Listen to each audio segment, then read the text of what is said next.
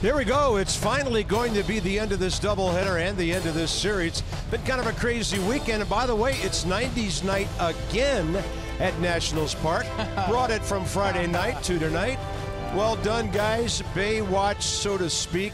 And we are on Max watch at the yard tonight. Max Scherzer, 12 wins, takes on the Giants. Last time he pitched against these guys, he went all the way, and it was not only a complete game, it was one of the most economical complete games we've seen in years. Yeah, it may be his best performance of the year when you're just talking about just sheer dominance. I mean, he was a lost fly ball in the twilight away from a shutout. And you go back to this game on May 31st at San Francisco. 9 innings, 11 strikeouts, no walks. He gave up 5 hits, 1 run on 5 hits in a 100-pitch complete game, 79 of those strikes, and he was just dominating with all of his pitches, had a full arsenal at his disposal at any time, and made a lot of really good hitters look bad. So Max Scherzer trying to do it again. Second game of a doubleheader. The Giants have their A lineup in there tonight, so it should be a good one. It's Scherz Day. Let's get happy. Yeah, and that was him on the road, and of course at home he's done quite well. Let's compare last year to this year. So the winning percentage, it's getting closer. The ERA, opponent's batting average, walks, hits per innings pitched better, and the strikeouts are up. So he's got to be the favorite, right? We'll see how he gets it done against the Giants tonight. Andrew Stevenson's going to be up in that leadoff spot. Howie Kendrick's in the lineup tonight.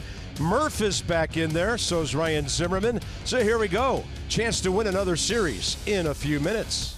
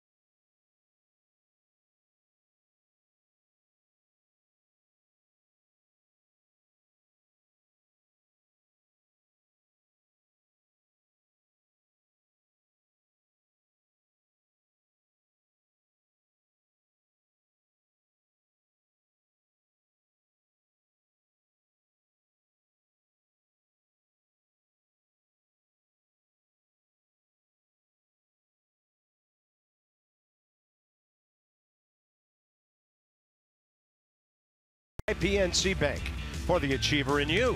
By the Virginia Lottery, look for the game of the summer, the Corvette and Cash Scratcher from the Virginia Lottery. And by visitannapolis.org. Create your moment at visitannapolis.org. Couldn't have better weather for 2 ball games in the same day. So here we are, intimate gathering here. Right now it's 82 degrees, humidity even down from this afternoon. Max Scherzer in his career 8th start against the Giants and his 24th of the year. We'll set the lineup and all that for you in a moment. We will tell you that Denard Span, after sitting out today, is the leadoff guy. Max is ready. He can't wait, and we're underway at 7:04 with a strike. Let's see the arsenal for Max. Fastball this year, just 48% of the time. It's the lowest percentage in his career. He threw it 55% last time this year. And the slider, 29%. That's the highest percentage in his career. He threw it 22% last year. I got all kinds of fun stats for you about Max and the season he's having as we move forward. 3-4 career against the Giants. And Denard Span, who is 6 for 26 against him. Off to the left side. Joe Panik had a big day this afternoon. Hunter Pence, and then Buster Posey's back in there tonight. Number 6 in the league, batting at .321. His on-base percentage is .410. Rest of the Giants, some youngsters down in the bottom half of that lineup. They're hitting .246 as a ball club. Out hit the Nats this afternoon. It was by a count of 9-6. Actually 9-7 in that 4-2 win.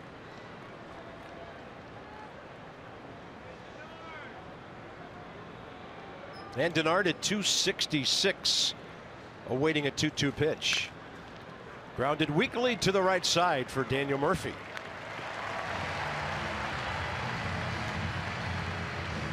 Our defense for the Nats behind Max in game 2. Kendrick Taylor Stevens in the outfield. Defo Rendon left side. Murphy Zimmerman right side. Matt Wieters behind the plate. There he is. Michael A. Taylor back in the saddle again. Good to see him. Playing so well when he pulled that oblique.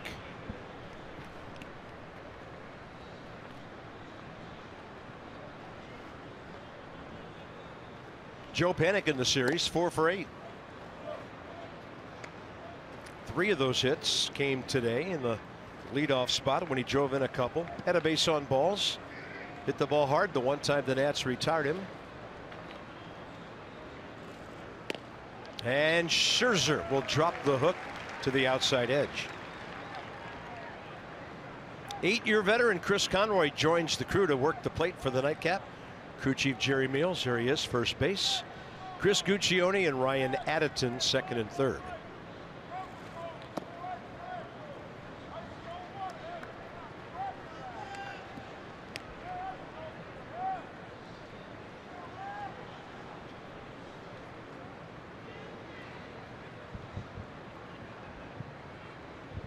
So Joe Panik has his batting average up to .269, and a 2-1 is blown away.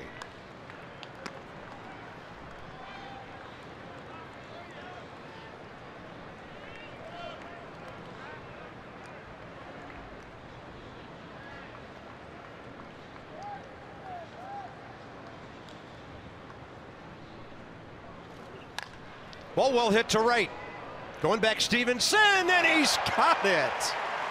Spinning around, trying to read it to the very end. 2 outs. Little smile after the play. Not an easy play. Oh my goodness, that ball was hit hard. And Joe Panik barreled the baseball. Had a big first game with 3 hits, and Stevenson made the correction. Looked over his right shoulder. Ball wasn't there, but look at the athleticism to open up the hips and go back to the initial shoulder that he broke back on.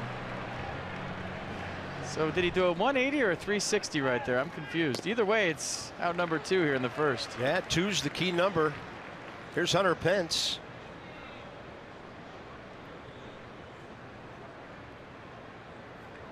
Got a pinch hitting appearance this afternoon. Went 1 for 4 last night. And the ball popping out of Matt Wieters, who's handling Max tonight.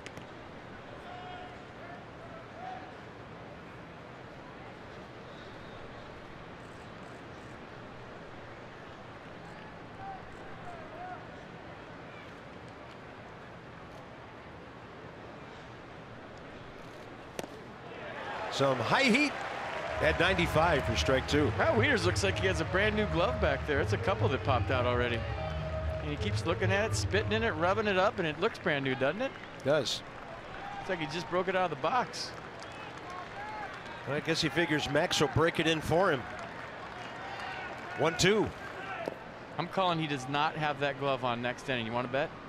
I'm with you because he just had a little fumble there. You could just tell he's trying to break it in right now. Look at him bending it. You ever had a glove you thought was ready for a game and it turned out not to be? Yeah, absolutely. That's a great point. Probably caught a bullpen with it. Said, all right, I'm throwing her in the game, but She ain't working yet. Off speed, he caught that one. Max Scherzer, first strikeout with the help of a brilliant Stevenson play. A 1-2-3 first.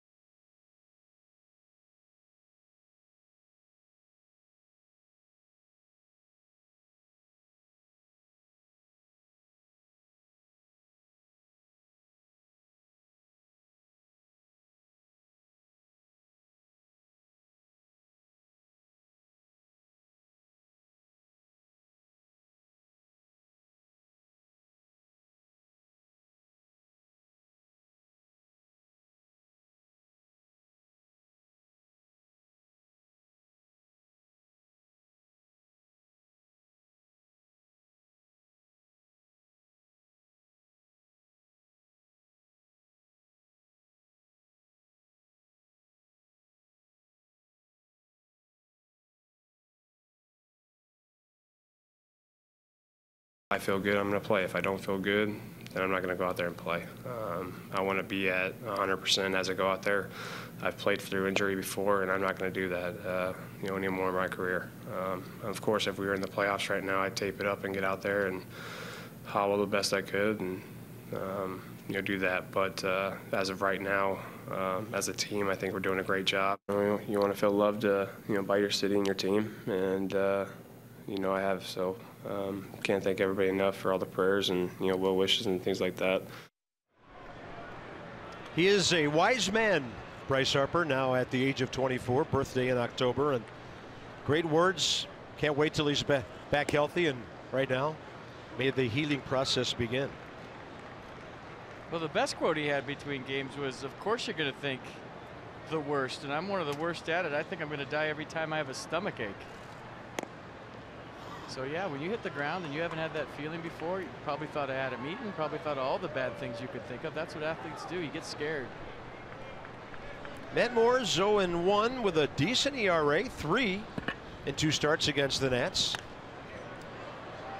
And for the first time, Andrew Stevenson starting a game up in that leadoff spot, 2 for 7 in this series. Matt Moore's numbers, the ERA 5.88, the opponent's batting average 294.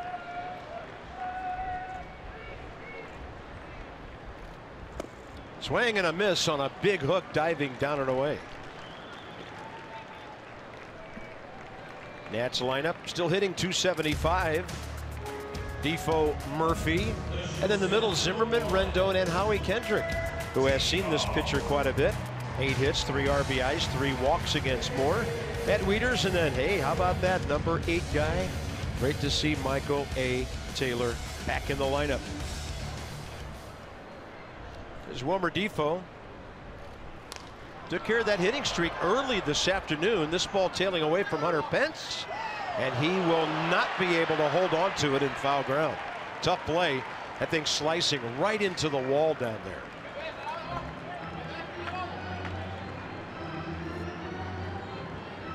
Well, Hunter Pence going to go hard for it. Wall, brick, cement, patty, he don't care. And watch the effort by the Giants right fielder right here to rob Wilmer Defoe. Full speed into the wall, couldn't hold on. That would have been a heck of a play, but the way it stands, it was a heck of an effort. Not too many guys are going to go that hard into a wall for a foul ball. He is one of the guys who plays as hard as anybody in baseball. Just a whole lot of fun to watch. So here's the 0-1 to Defoe, who during his hitting streak is 11 for 29. First time up today, he dropped one into right center.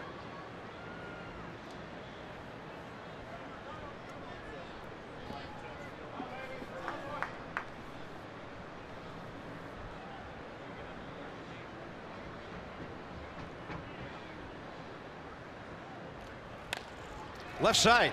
It's a race now. Tomlinson. And it's a 9-game hitting streak for Wilmer Difo. That's his 4th hit in this series. Well, as soon as you saw Tomlinson going that far to his right into the hole, you knew it was a hit because Wilmer can fly. Got around the ball, got rid of it quick, but going toward his own dugout, got nothing on the throw. And with Wilmer's speed and the big hop hitting the grass and slowing it down, it's an infield single. Watch Wilmer run. So there goes the no-hitter. Wilmer Difo with an infield single in game 2. Here's Daniel Murphy, who did not play this afternoon. He got a pinch hitting appearance. They're going to throw to second for 1, and the relay plenty late. So Difo out at second base. Giants defense in game 2 of the triple-header, if that makes sense. Parker Pence, the outfield. Tomlinson, Sandoval, left side. Panic Jones, right side. Buster Posey behind the plate. So, yeah, it's game 2 of the triple-header. Game 1 ended at 1:30 in the morning last night, or today.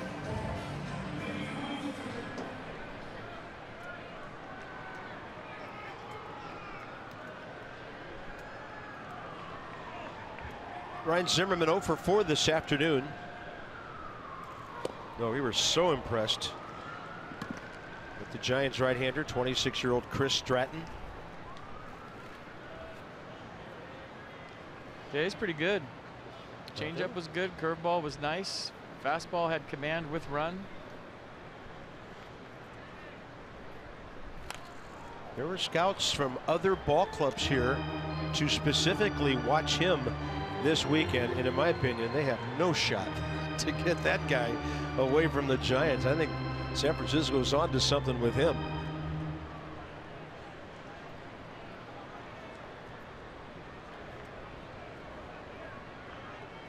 Ryan is 2 for 6 career with a solo home run against Matt Moore. Not biting on the off speed, 1 and 2. And sometimes Moore will go leg kick, sometimes he'll go slide step. He varies his deliveries, and he's had trouble repeating his mechanics this year. 3 and 12 with a 5.88. Gave up 5 runs on 8 hits over 6 his last start against the Cubs on the 9th.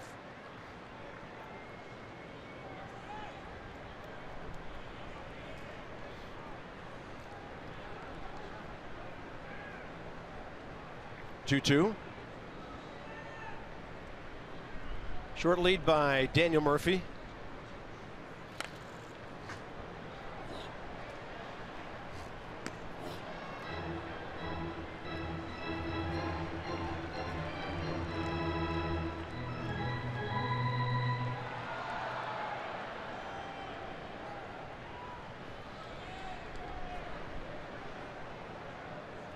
Giants play him pretty much straight up around the field, infield and out. Span a little toward the right center gap.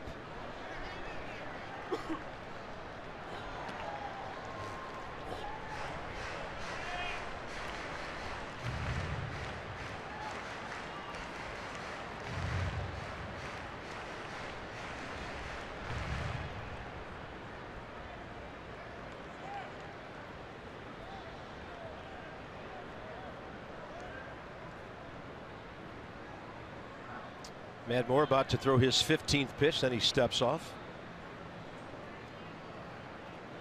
90s night. He has saved us more than we've ever saved him. Oh, that's funny. How about that?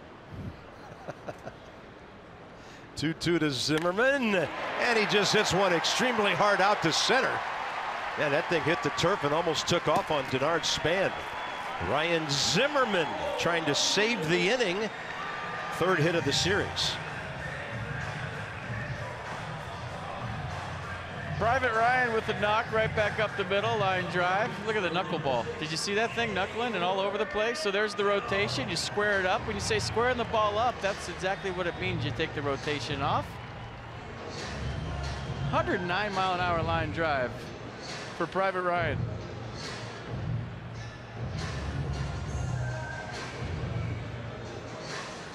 Anthony Rendon The lone Nats highlight today. 2-run homer, 8th inning against Hunter Strickland after a Goodwin base hit. So Anthony's sitting at 22 home runs now, 76 batted in. Nats could set an early tone here with some 2-out damage. Matrix. Starring Anthony Rendon and Lawrence Fishburne, of course.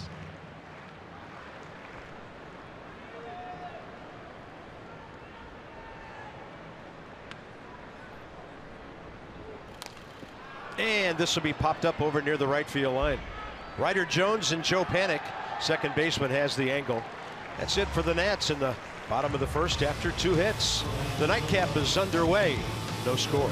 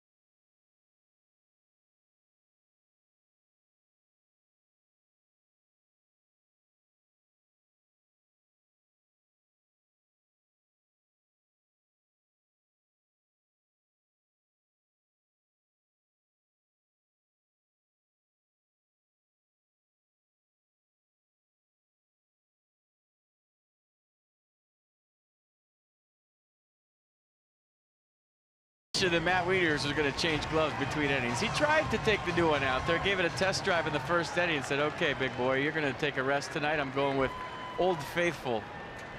So he switched gloves. Like you said, sometimes you think a glove is game ready, sometimes it isn't. Now he's got the older model on, and he wanted to change in the middle of the inning. Trust me, he just didn't want to make a scene and disrupt Max's tempo. Yeah. But the way he was looking at things, the way the ball was popping out, he said, okay, I'll just try to get through the first and get back to the dugout, get my old picker. Better be ready. Here's Buster. Slider on the front door, stayed inside. Posey 1 for 6 career against Max Scherzer, 1 for 3 with a walk in this series.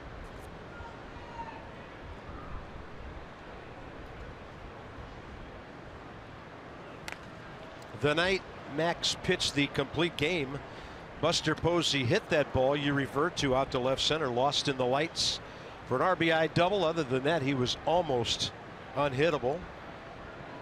So first 23 starts, Max Scherzer better than anybody else, just dominating right-handed pitchers. So, or rather batters, pardon me. Check that out. That's nuts. And since the start of the 2016 season, right-handed hitters are hitting 143 against Max, 99 for 690.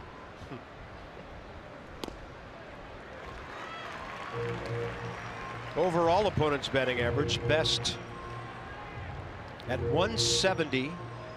I mean, that's 23/100ths of a run under Chris Sale, the American League leader. A little tougher over there with the DH. 2-2 pitch, and Posey fouls it away. And get this, he struck out 44% of the right-handed hitters he's faced this season. That's the first of all starting pitchers in the big leagues. 21.2% is the major league average. Max has struck out 44% of the right-handers.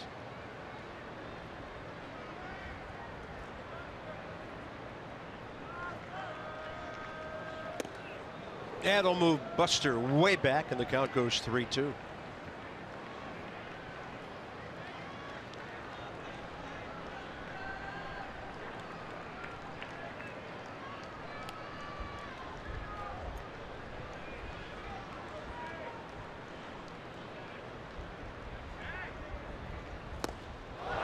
And for the second time in the series, he tosses a bat. That baby is long range. That's about a 100-foot toss. And that would be strikeout number 2 in a row for Max Scherzer. See, we showed you in the open tonight, Max Scherzer strikeouts against the Giants last time.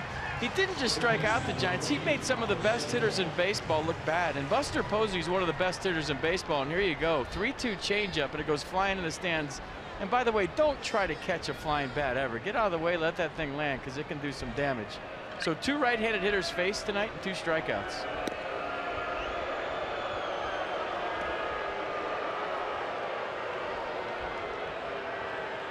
So Nissan had a look at it. Here's Pablo Sandoval, who's 1 for 9 against the Nats this weekend.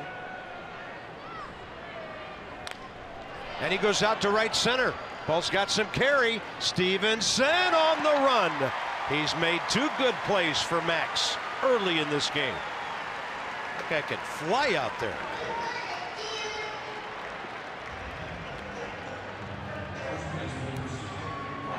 Well, you figure from left center field all the way to the right field line, it's closed. You got 2 center fielders out there. So Michael A. Taylor tracking it, Andrew Stevens tracking it. And like you said, second nice catch. You see him screaming, "I got it," just in case Michael A. Taylor's flying by. Nice play. There's Ryder Jones, the first baseman, who has dazzled with the glove in this series. 3 for 7. A couple of knocks this afternoon, including an infield hit that was challenged by the Giants and then called overturned to a safe.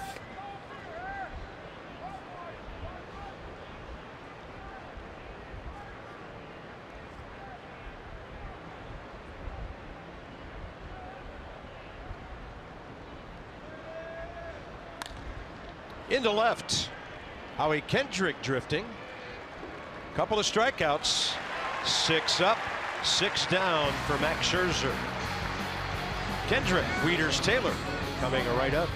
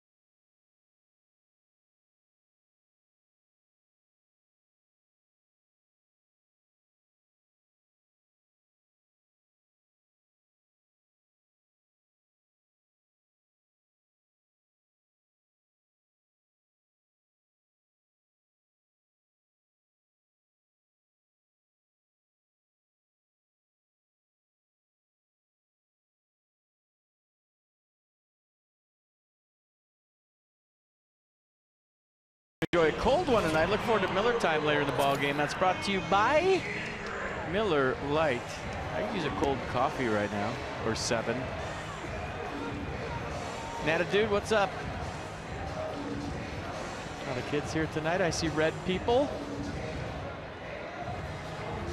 Monday, August 28th, Paint at the Park takes a special ticket. So nationals.com/special ticket pregame paint party with art by the glass and create a one-of-a-kind work of art before the Nats play the Marlins. Do you get to paint each other? Doubt it. That'd be fun. Kendrick, 8 for 21 career against Matt Moore. You know, you could combine the two and have pups in the park and paint in the park and paint your dog. See, I'm always thinking of new promotions. Sounds like a turnstile busting event to me. Paint your dog at the park. Sold out. Kendrick swinging a miss, and actually a foul tip caught by Posey. So each leadoff man has struck out against Matt Moore.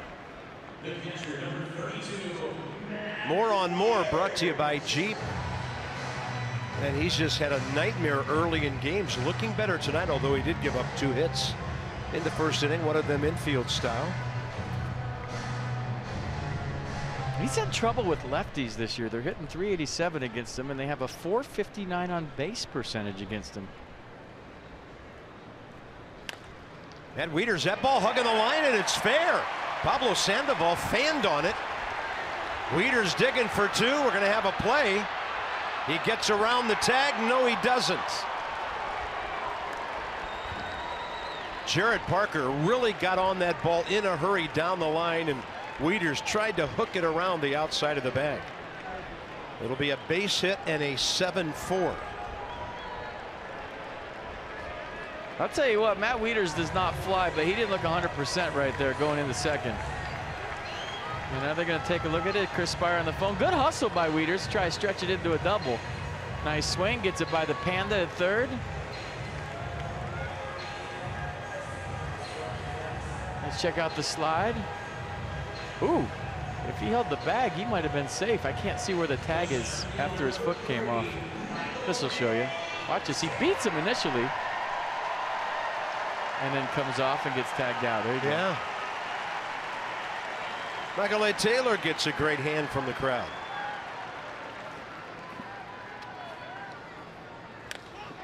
He's going to take the first one down the line, hooking. And on his first swing, didn't miss by much.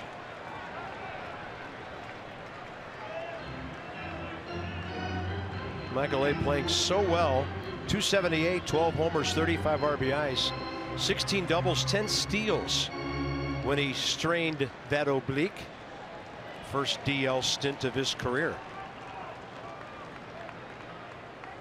0 for 3 against Matt Moore. And then he teases him with that changeup fading away.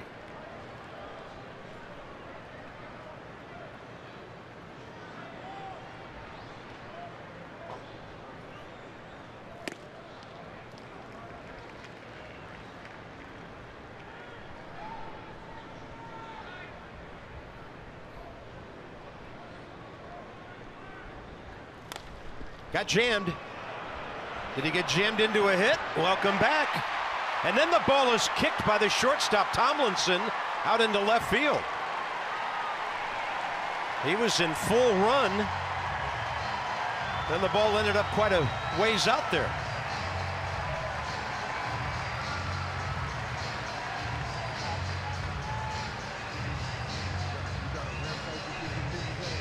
It's a little jammage right here, but he's hustling all the way, and watch it get weird after the ball hits. A little soccer style. Hit him in the knee, kind of kicked all the way out into left field, and Michael A. Taylor had to turn on the Jets once he thought he had a single. I think they'll give him a single and an error there. How are they going to score there? No error posted yet. We'll see. Another runner to scoring position. They just gave him a double. Well, there's an error up there too, so. They put double on the board and posted an error at the same time, and that cannot be the case. No, that's a single and an error. I mean, anytime you kick a ball that far, that's an error.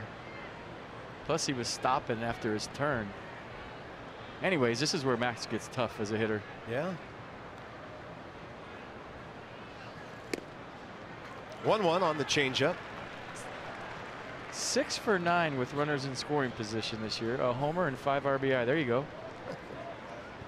Is that any good? It's astounding for a pitcher.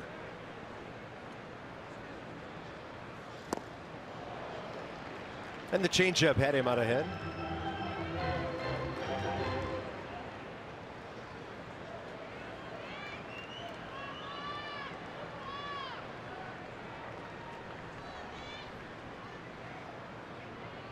Great speed out there at second. If he can get the ball in place somewhere, he's going to be called out on the changeup. 2 Ks in the inning for Matt Moore, who's given up 4 hits already. No score early.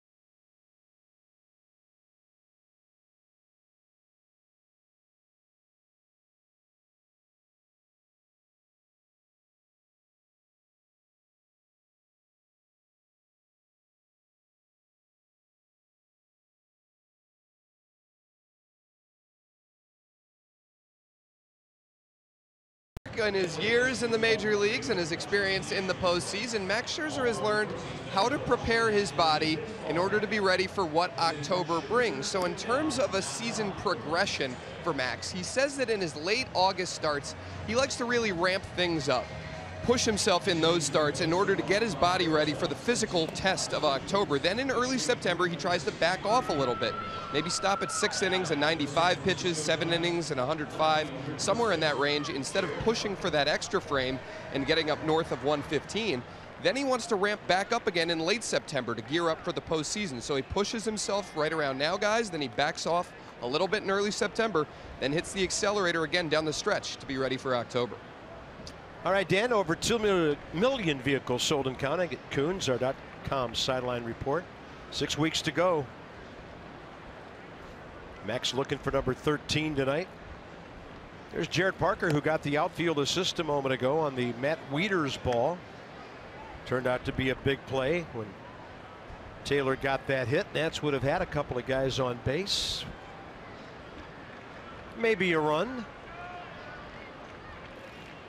I wonder where Max came up with that. If it was from a former teammate through experience. Justin Verlander, maybe another power pitcher. That's the first name that popped into my mind. He was tight with Rick Porcello in Detroit. Or maybe it's just going to the postseason before and knowing how to handle your body. Getting around late, Parker. On the run, Howie Kendrick. Long way to go, and the foul ball is caught. Outfielders have been busy in this one. 2 plays for Stevenson, 2 for Kendrick now. 7 straight to start the game. Check out the Power Lunch next Wednesday when the Nats take the Angels on. It's a 105 game. So enjoy a concessions credit of up to $15. It's a special offer, nationals.com/tickets, and use code LUNCH. Kelby Tomlinson up there hacking.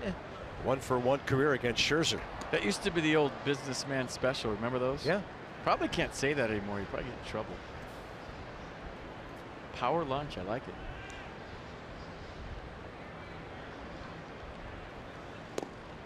Did he go? He started, and Jerry Meals says he couldn't stop.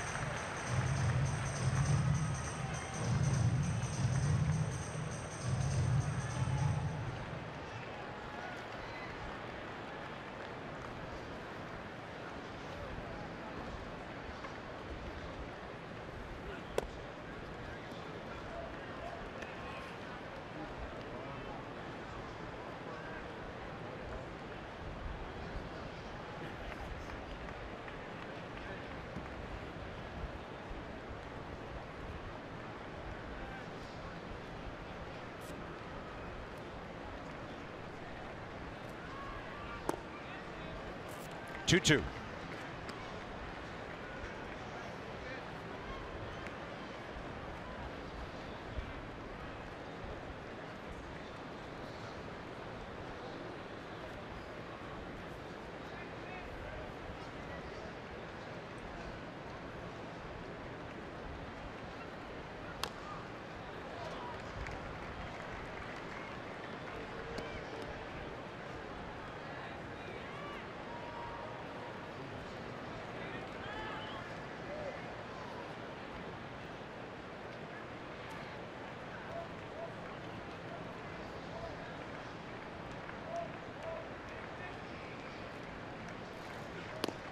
Front door got him looking.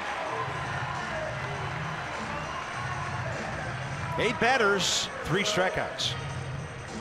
Mercedes-Benz on the pitch cast. Backed up a little bit. Tomlinson was expecting that thing to sweep the other way, and he threw a backup slider that Matt Wieters framed up nicely with his old glove. Nicely done. Good pitch.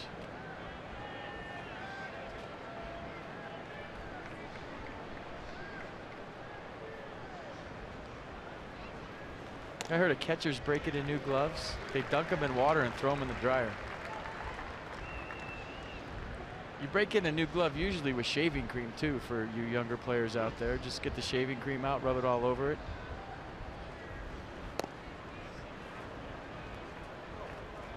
I know when we were kids, get a new glove, put a baseball or a softball in the pocket, wrap it up with that rubber clothesline, leave it in a bucket of water overnight.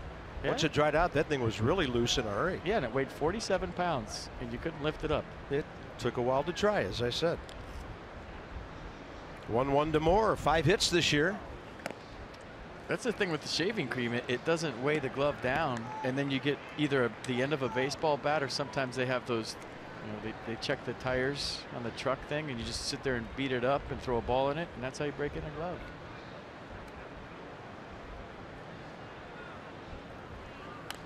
The glove oil is overrated because that makes your glove heavier. And as an infielder and outfielder, you don't want a heavy glove. Yeah. You kind of see. Pretty lonely right there. Yeah. Well, hey, it's the big leagues. You either get the job done or it's next. You know, out after he's been looking forward to this his whole life, and he's out after one. Glove did not die a hero. He's got some good days ahead. 2-2, and Moore able to get the bat on it.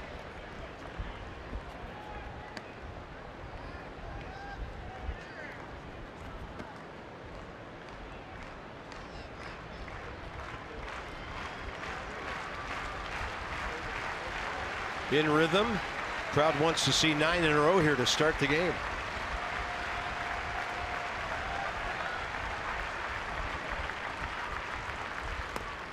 Little low. Hey, he looked like he was taken all the way with 2 strikes.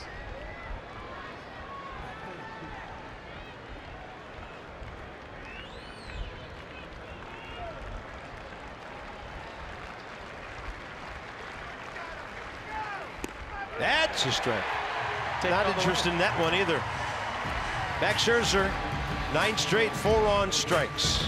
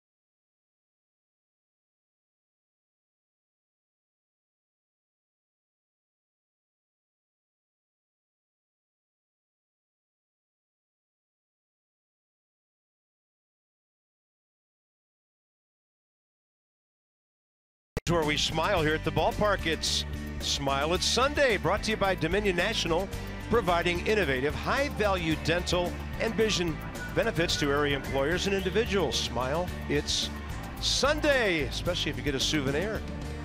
Well done. Beautiful night, a little cloud cover right now.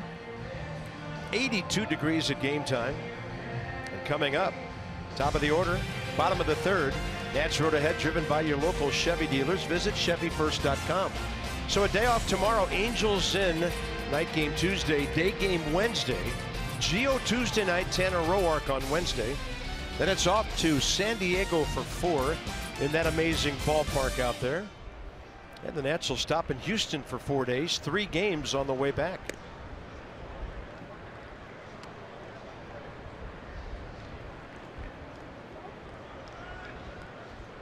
Stevenson, a strikeout, swinging on a big curveball first time. And Max's next start is lined up for Saturday against the Padres.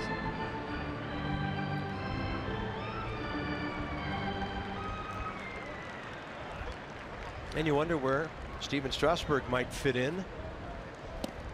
Rehab start at Potomac tomorrow night for you Peanuts fans down there at the Fitz. And if everything comes out of that pretty well, maybe Strasburg would pitch in San Diego.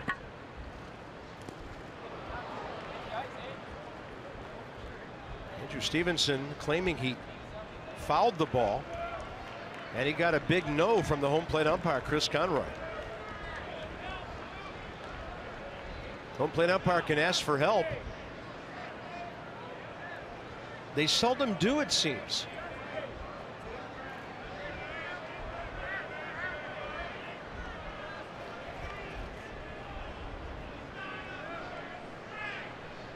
I'm not thinking he heard the ball hit the ground. That was a noise. Yeah, there's always two sounds, either ground or bat.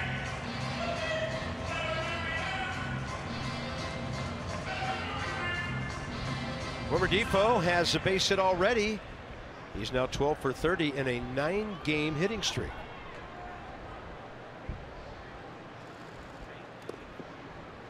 Good take, just missed.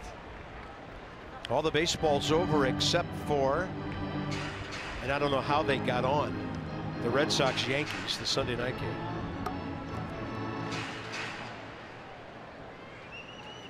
Cubs won a few minutes ago to wrap up a win in Arizona to retake first place by a game. Braves broke a losing streak by winning at St. Louis today behind R.A. Dickey.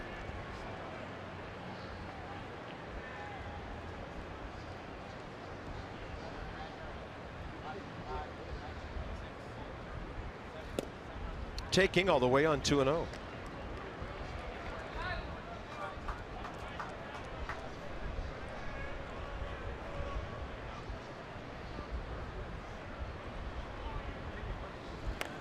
Trying to lay down a bunt. He didn't get it too close to third base as far as the line, and that enables Matt Moore to pounce and throw him out.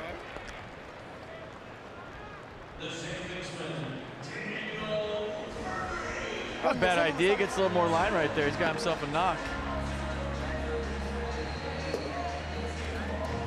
He knows it too. He's upset.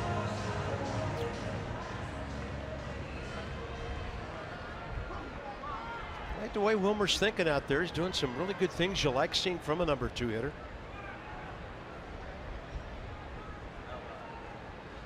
Well, the base hit bunt's a great idea when it works and you're standing on first and everybody's cheering. When it doesn't work, it's so frustrating as a hitter, because number one, you decide to bunt, so you give yourself up and you see the ball so big, and you always think if you would have just swung, you could have crushed the pitch you just bunted.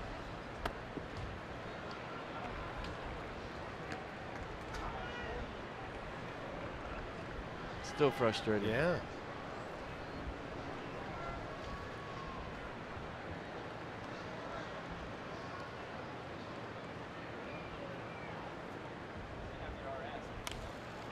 You know why, Carp? Because when you square around, your head's still and it's close to the barrel. So the ball looks huge, looks like a volleyball.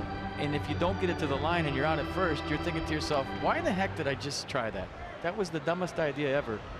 And when it's a great idea is when you make it. 1-2 to Murphy.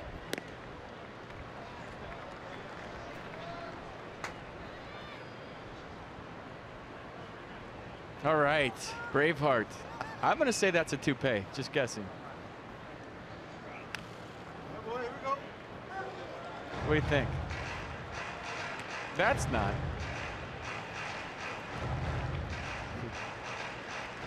That is not Murph's real hair.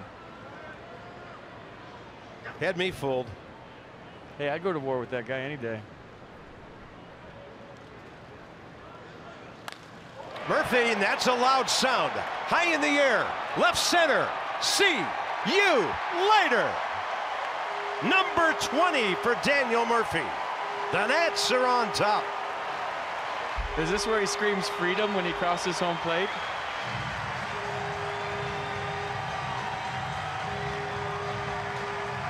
Might be all the Nats need tonight, folks. Might.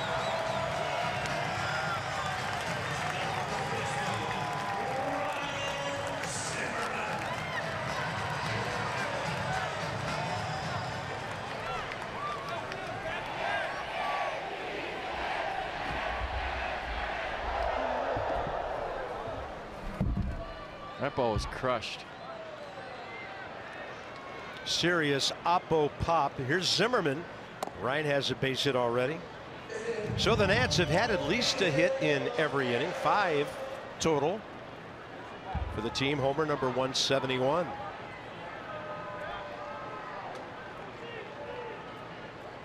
I told you lefties hit Matt Moore. Just missed. Good take by Ryan to lay off that one. Let's check out the home run again. Rick Shute telling Ryan to get on top of that. Let's StatCast the heck out of this. Powered by AWS. The concentration it took to hit that pitch with the pitcher on the scoreboard is maybe the most impressive thing about Daniel Murphy's 20th home run of the year.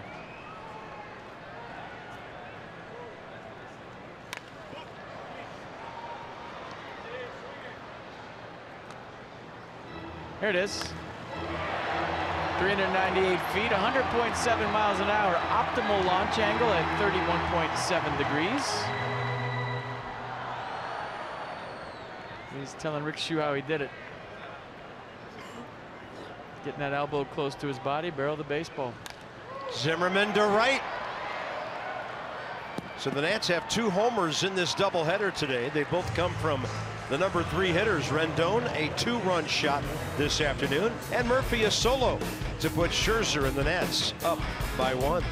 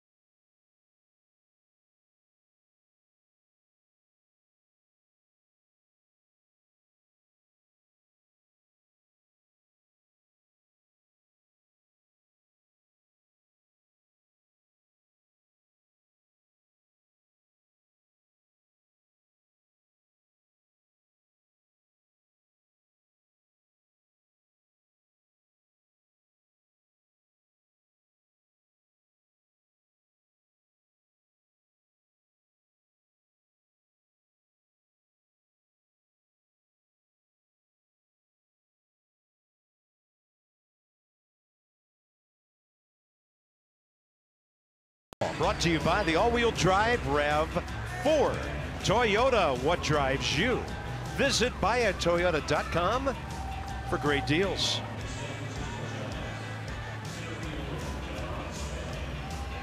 Murphy swing the difference. Top of the order for the Giants against Max Scherzer. 43 pitches, 24 strikes.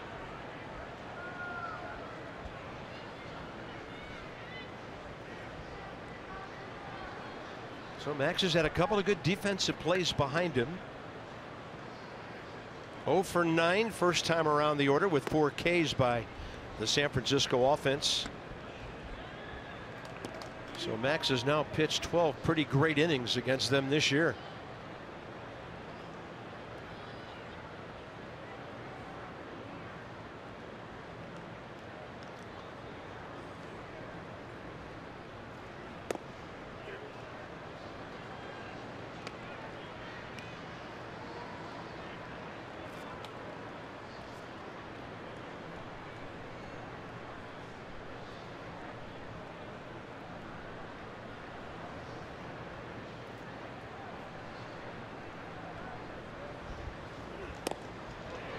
Dinard couldn't stop. Might have been a called strike anyway. 2-1.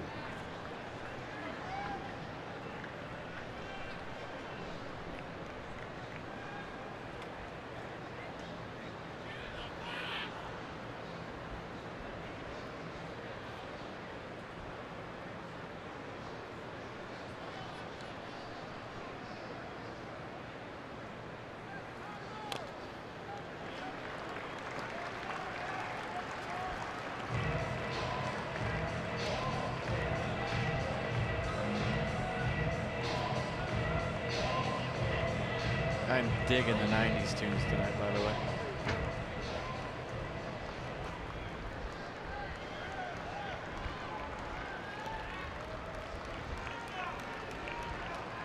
There goes the left arm.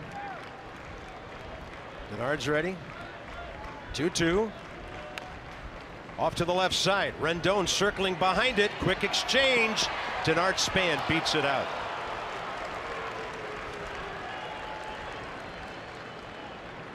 First base hit for the Giants on a spinning ground ball down the third baseline. I'll tell you what, to make it that close with Denard Span's speed was impressive by Anthony Rendon. Kind of playing over in the shift, had to come toward the third baseline, throw across his body. And that ball's kind of spinning away from him, too. A lot of steps to get there, got rid of it quick with a lot on it, but Span just too fast. There's Joe Panik, who hit that ball on which Andrew Stevenson never panicked in the first inning. That drive right back over his head to right. So far, the defensive play of the game. And now Panik just about brings up chalk with that one. Span heading for third. Phil Nevin will hold him. Just like that, the Giants have second and third, nobody out. Joe Panik has had a very impressive day.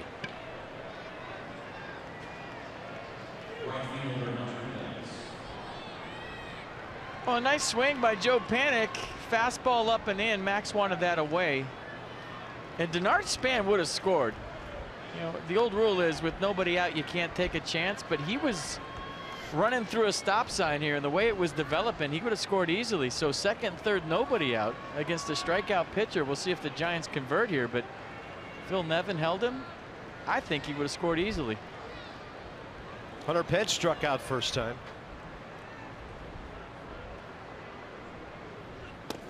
I just think you have to take a chance against Max Scherzer anytime you get a chance, because they don't come around very often, and maybe Phil Nevin thinking the same thing right now.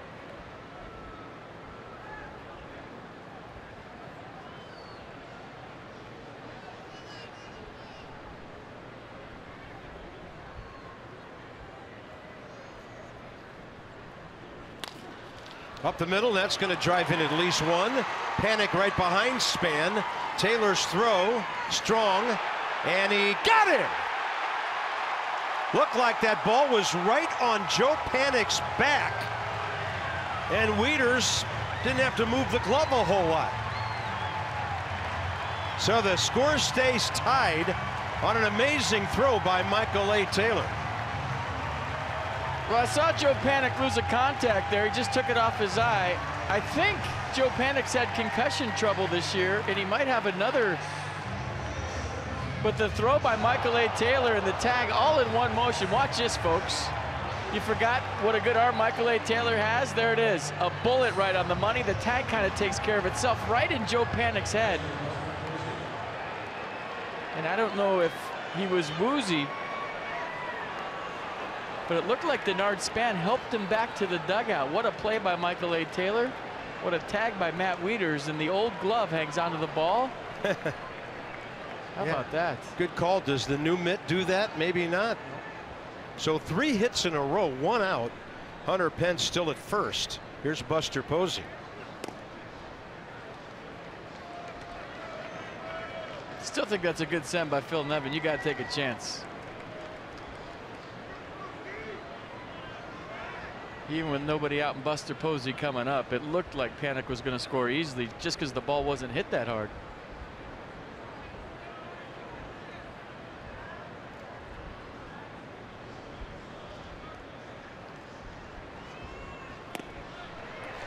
Really good slider to Buster. Well, here's a play again. All happened at once, right? Ball arrives, runner arrives, and then tag him right in the face.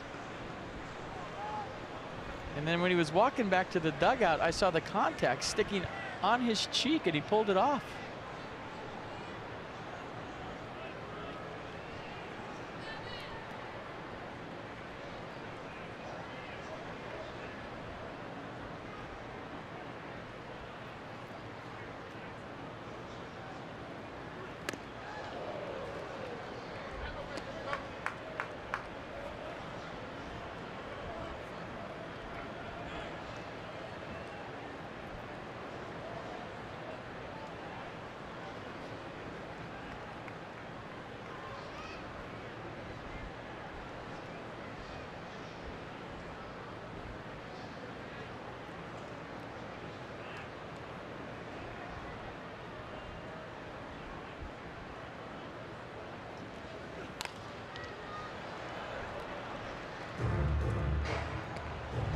I think it was last June, Joe Panic went on the concussion list. So there's the real time with the slide. And the ball and the glove and the tag all hit him at once.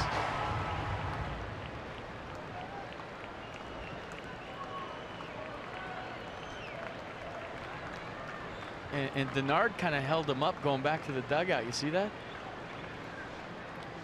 One of the most unusual plays at home plate you'll ever see. Yeah, I'm looking online. Last June, he missed 7 days with a concussion.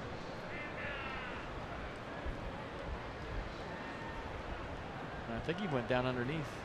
What a throw by Michael A. Taylor.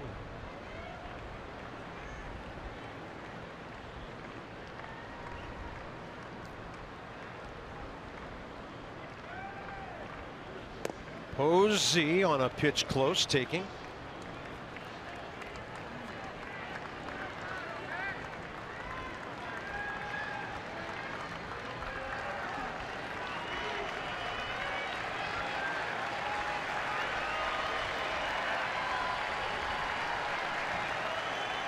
It's bounced into 13 double plays this year.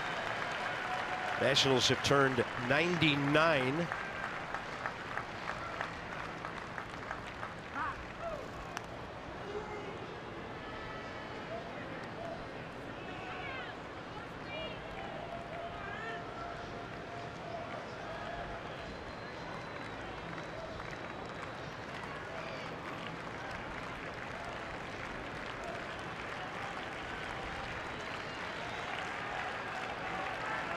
Pence running.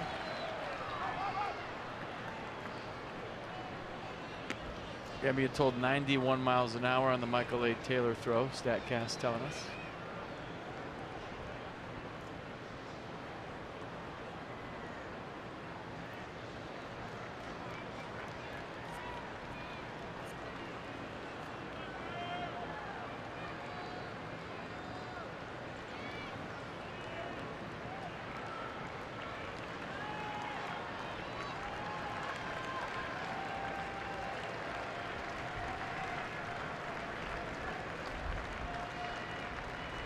Pence on the move again, and Buster keeps fouling him off.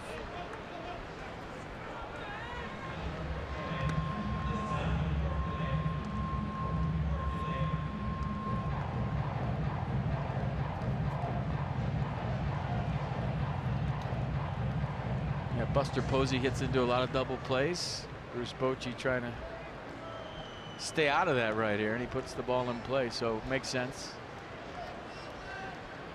Yeah, Buster 7 pitches on a strikeout AB, first time up. So here comes number 8, and it's in the air on the infield up into the twilight. Defoe went right over the pitcher's mound while hollering, "I've got it." 2 down. I'll tell you what, it's a small thing, but it's a big thing. Max Scherzer vacated the premises right there, so there wasn't a whole lot of traffic. I mean, the ball was hit right to him, right? He could have stood there and said, "I got it," but he decided to get out of the way and let the infielders take care of it. That was a smart play.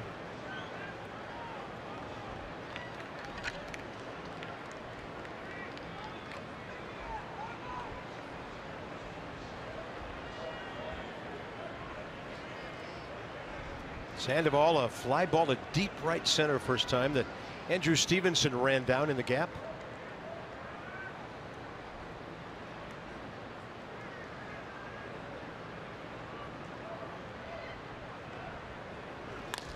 Hot shot hit the mound right to Defoe, and the Nats get out of that inning thanks to Michael A. Taylor without falling behind. Amazing throw, and it's 1-1.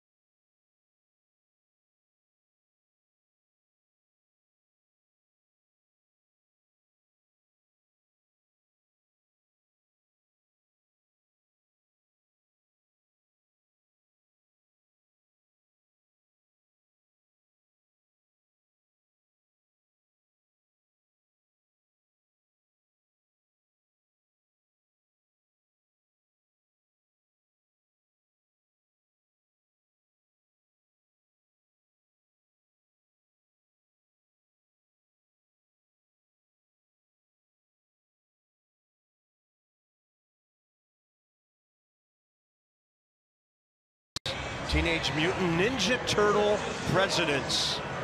15 minutes could save you 15% or more in car insurance. Taking on the bad guys there. You know who's going to win this. Visit geico.com, see how much you could save. That was diving right there. Can you see? That's number 23 in a doubleheader sweep for Thomas Jefferson today. Looks like Joe Panik's okay. Still kind of blinking his eyes quite a bit after that shot to the head. But they got the concussion protocol now where they ask you the questions and give you the test before they let you play. They take it seriously. Here's Anthony Rendon, who fouled out first time. That was down the right field line with Panik running it down. By the way, those were phenomenal Teenage Mutant Ninja Turtle costumes for the president. That can't be easy to make those. Yeah, a little bigger than the original shelled wonders.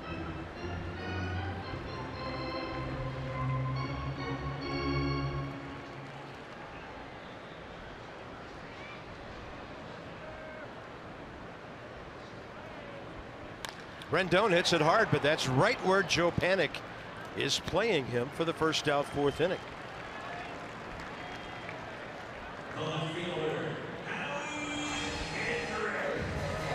So this is just a minute ago.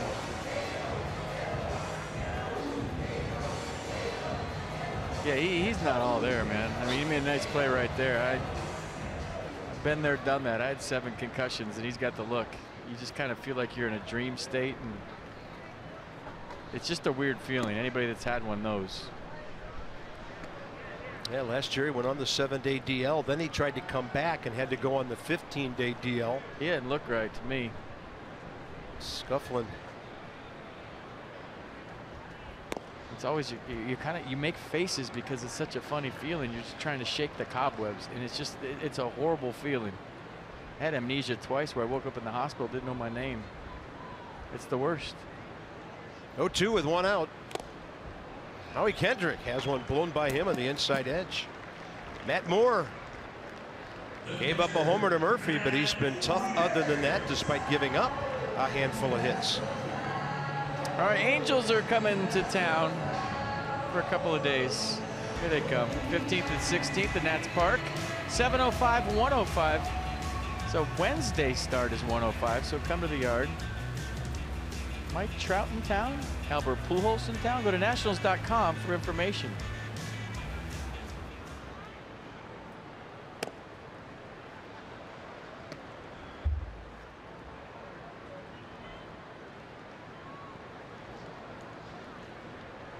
Matt Wieters base hit right over the third base back first time, but Jared Parker hustled down the line, picked it up, and threw him out at second.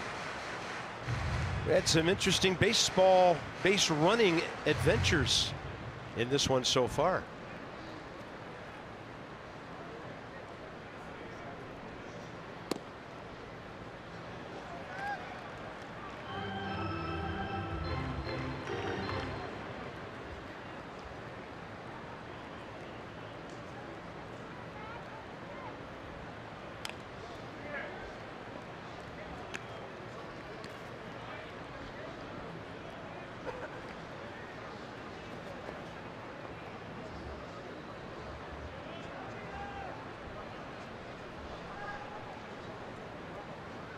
I'm sure the third base dugout is eyeballing Joe Panik. Yeah. Hope he's okay. He's still taking inventory, man. You can tell. 2-2, and that was close. Count goes full.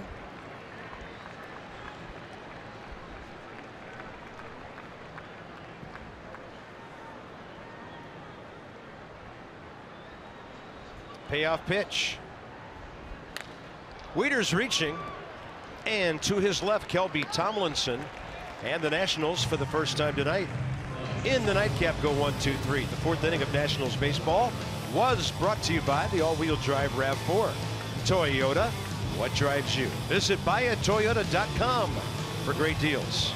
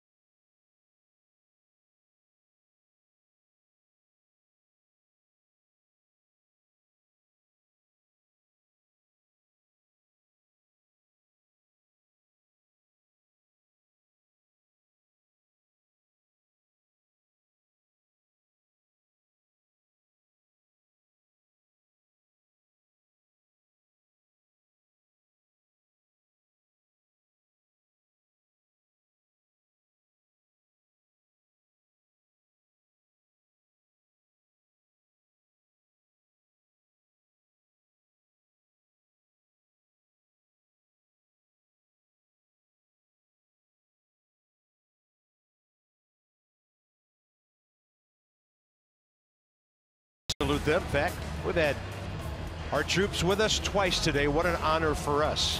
So proudly serving the armed forces and their families for over 80 years and federally insured by NCUA, it's our Navy Credit Union Troop Neck recognition from Navy Federal.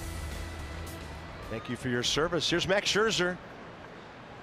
60 pitches, 36 strikes through 4.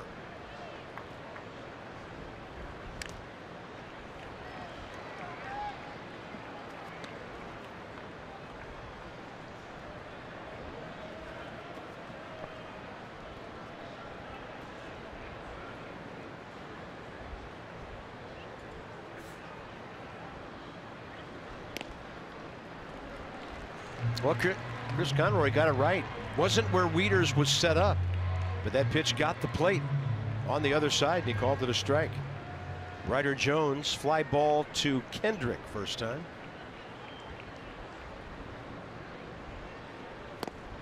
And he goes off speed and just drops it straight down away on the changeup. And for Max, strikeout number 5.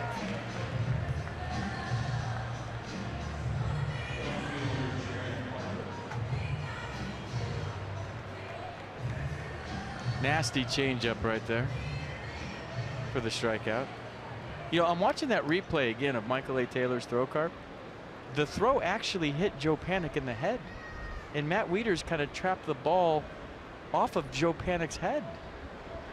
Well, I saw Wieters look into his mitt after the tag to make sure the ball was in there. It hit Panik in the side of the head, and he kind of grabbed the ball off his head all in one motion and tagged him. And that's, you know, I missed that on the replay. I'm just watching it again. That's why he's all messed up down there. Ball hit him in the head. Check it out. That's what I'm talking about. Watch the ball hit Panik in the head. And then Matt Wieters kind of catches the ball off Panik's head. Wow. And I didn't see that initially. Watch this. It hits him right in the face. Took the helmet right off him.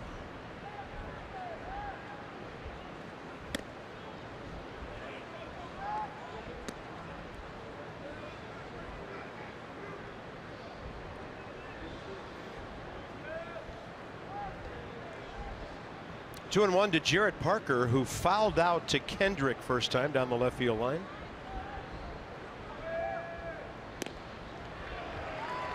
Max kind of using every quadrant of the strike zone here as he works his way through his 5th inning.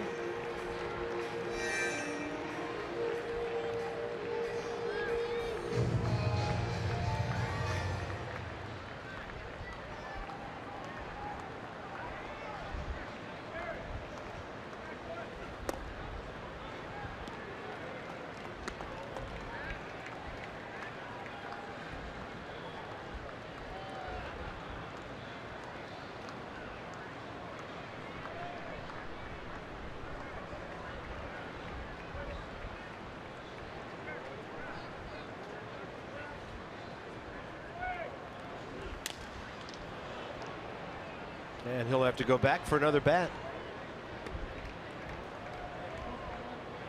You know, Carb, I thought that play was, you know, you said it perfectly. One of the most unusual plays you'll see at home plate. But after watching that again, my goodness.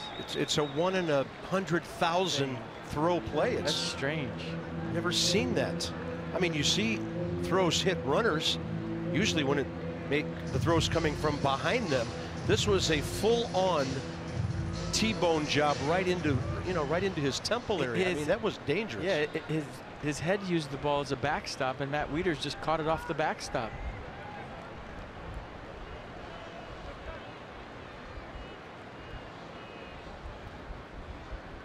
Three-two pitch. Swing and a miss on a slider. Diving down and in. 2 Ks in a row for Max. And number 6. Nissan tracking this one. Nasty slider. I guess the question I'm wondering, and it's too late for anything to change, did Matt Wieters really, truly ever tag Joe Panik? I mean, yeah.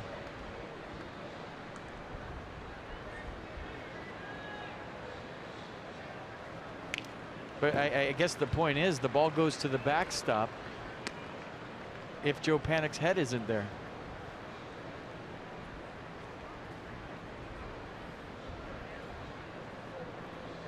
Because I thought I saw Wieters look into his mitt in a little bit of a surprised reaction that the ball was in there. And I'll say this, the Giants are on top of the concussion thing as well as any team in baseball after what happened to Mike Matheny and his concussions there. So yeah, they're on the cutting edge of that, and they don't take chances. No team takes chances with that. But and of course the Michael Morse situation. Right. So dangerous. The 0-2 to Tomlinson.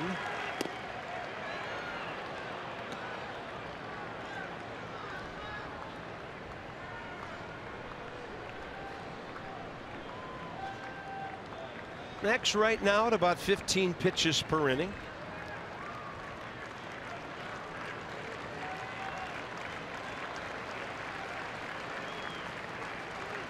Swing and a miss on 95. Strikes out the side. K's number 5, 6, and 7, giving him 217 on the year in 158 innings. Wow.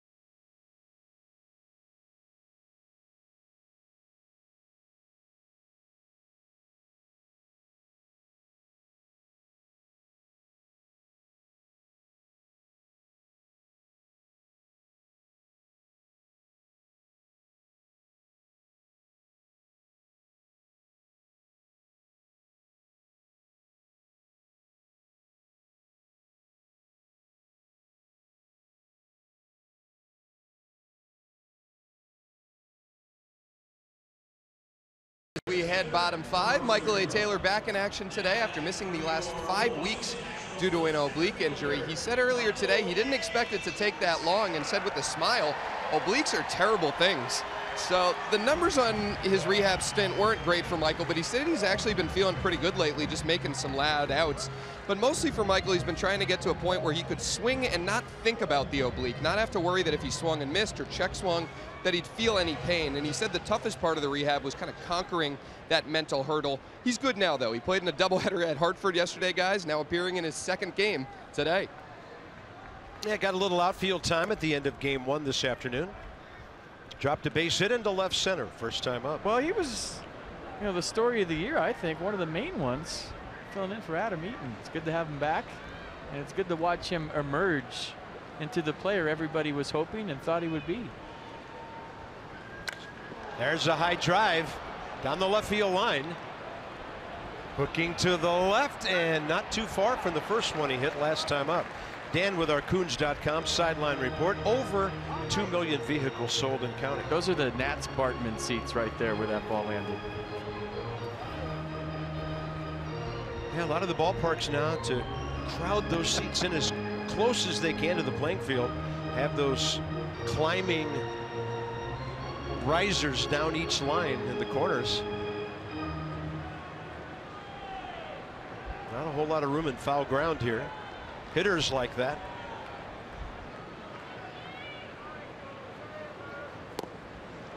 And Michael A. waving at the changeup.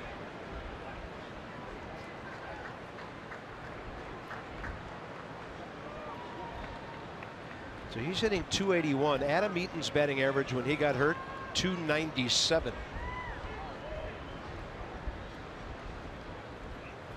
Swing and a miss. Strikeout number 6, and We got a couple of guys on the hill dealing tonight. This is interesting. Max Scherzer, his average, that means his batting average.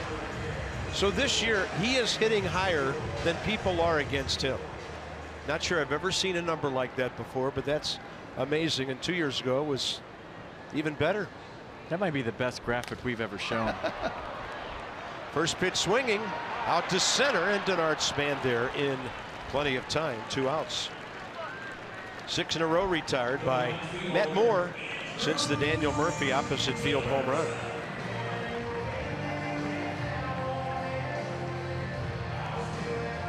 I can think of a couple of guys from maybe the 60s who might have had that stat, like Don Drysdale or Bob Gibson, guys who were really, really good hitters. Fergie Jenkins was a good hitter. Well, you don't want to, have your batting average against it like 310 and you hit 320. Correct. Because then it loses some of its pop. It means it's 8-7 every time you're pitching.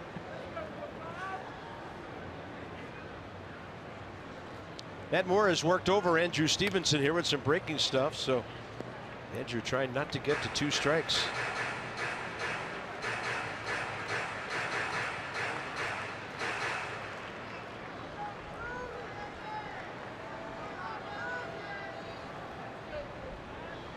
Sandoval on the grass at third. He'll back up now in a 2-strike count.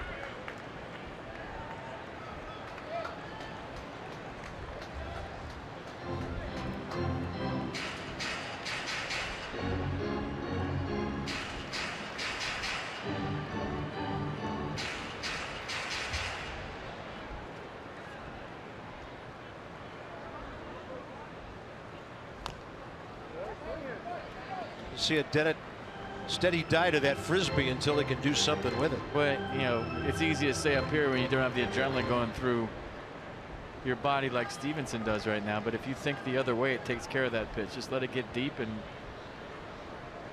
think middle the other way.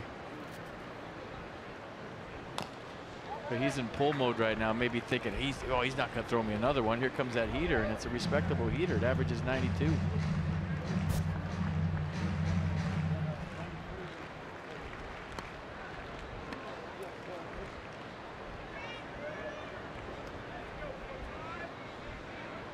One ball and 2 strikes still. And Andrew able to ID that hook.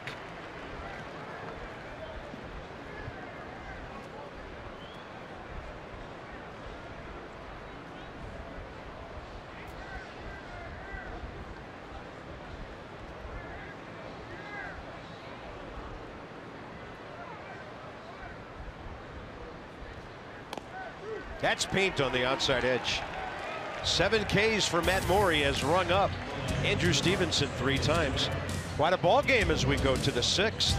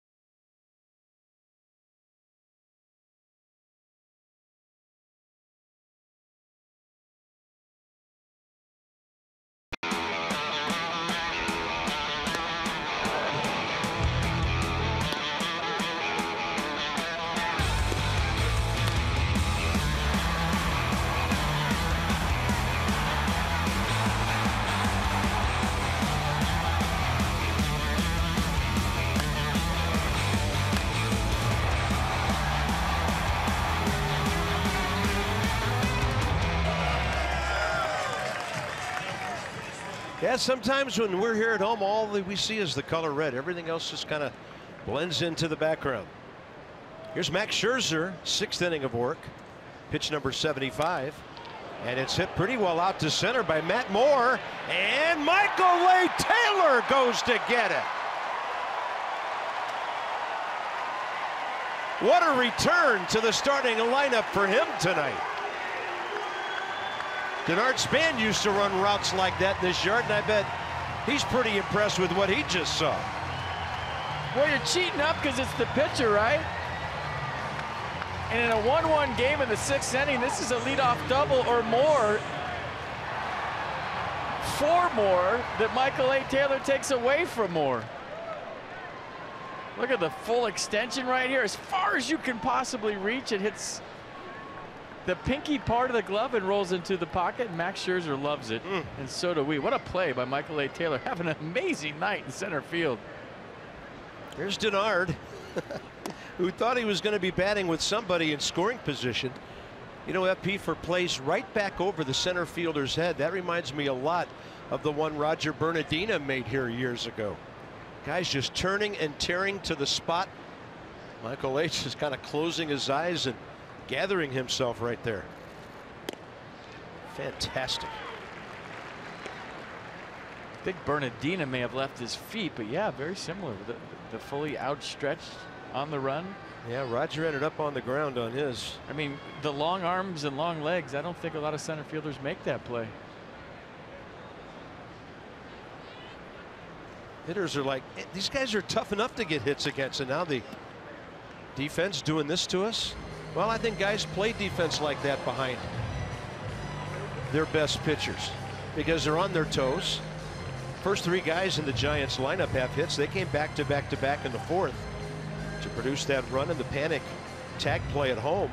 That's been it for the Giants offense. So about a 2-minute sequence of hits, and that's been it.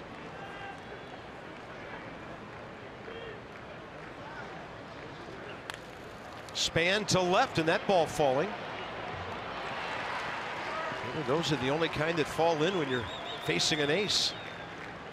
Denard 2 for 3 tonight. Had an infield hit earlier.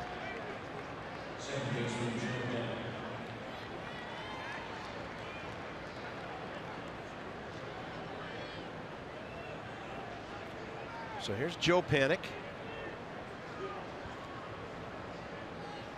Inning before last, he was in the dugout back up the tunnel for a long time. When the Nats came up to hit in the bottom of the 5th, he was the last Giant by a pretty long margin to take the field.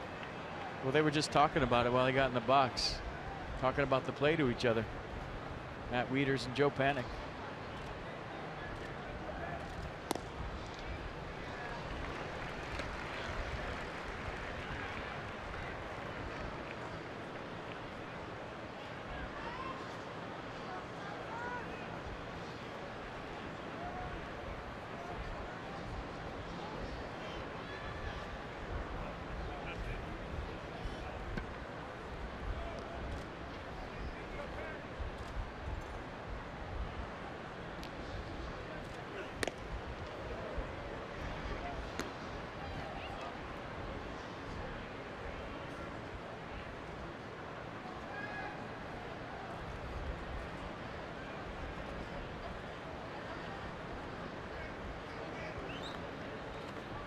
Yeah, pick your time around the order and good luck if you're a hitter.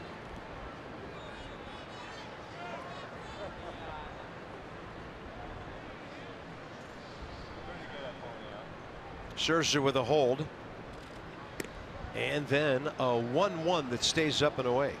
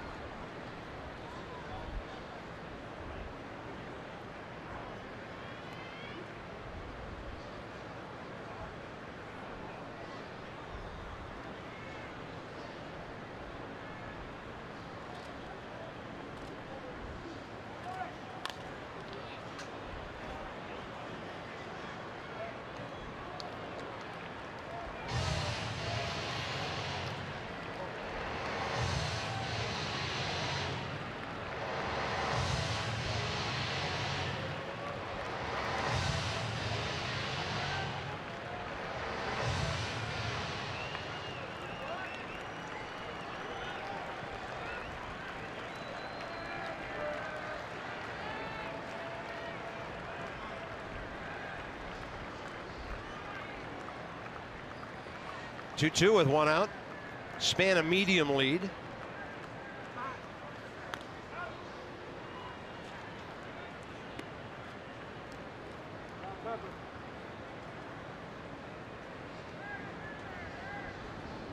Stole 20 bases his first year as a Nat, did Span, then 31 the second year. Started his third year with the Nats with that sports hernia and core muscle surgery right out of spring training, and that really slowed him down that year. He's off and running, pitch way outside. Wieters a bullet and out at second base. Matt Wieters just a step to his left and he unleashed one. Well, it looked like Denard was going on the throw over. Had a jab step and it looked like a modified pitch out. Meaning maybe Max Scherzer heard Ryan Zimmerman yell runner and he gave Matt Wieters a good pitch to throw on that cleared him from the hitter. Sometimes the pitch out doesn't have to be called. If you hear the base stealers going, that's the feed you give your catcher, and Matt Wieters got rid of it quick. 3-2 now. Scherzer back to the full windup, and then he walks Joe Panik on an off-speed pitch. First walk, and that's the first time in 15 innings against the Giants he's walked a batter. All right, check out some Verizon Fios StatCast on the Michael A. Taylor catch. 81.2 feet, route efficiency 96%. And if there's 4% missing, I don't know where it is. StatCast is brought to you from Fios by Verizon. Fios is not cable. We're wired differently. Go to getfios.com today. Tough teacher in this class. That was a nice route in my opinion. Yeah, they need to start grading on the curve. Hunter Pence 1 for 2, and he hit the ball up the middle. That's the one you take to your teacher. You just throw it on the desk and say, that's 100. Are you kidding me? And then walk out of the room. You make that play, teacher.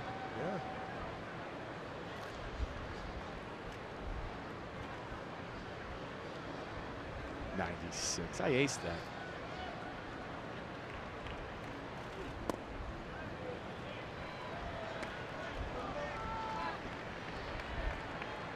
Yeah, there was no extra credit for being able to throw anybody out on base either. It was a bases empty situation. 2 balls, no strikes to Hunter Pence, who's driven in 51 runs now this year. That was his second hit and first RBI of this series. Buster waiting. Panik, Pence, Posey 2-3-4 here.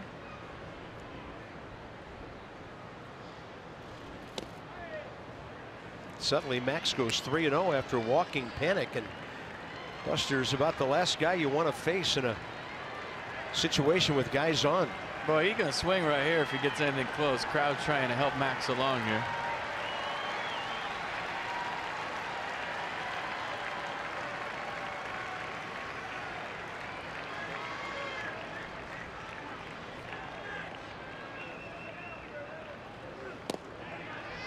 Quality strike, outer half.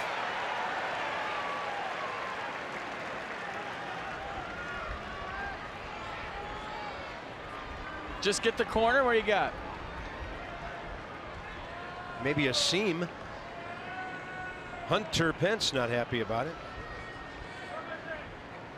Chris Conroy behind the plate. Only game he works today.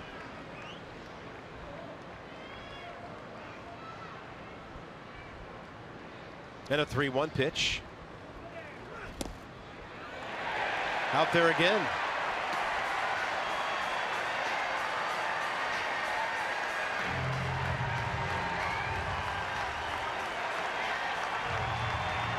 This one I think's a little better. Yeah. Oh yeah. And crowd's into it. Here we go. 3-2, 2 outs. Not a big crowd, but making lots of noise here. They're seeing quite a ball game between Matt Moore and Max Scherzer.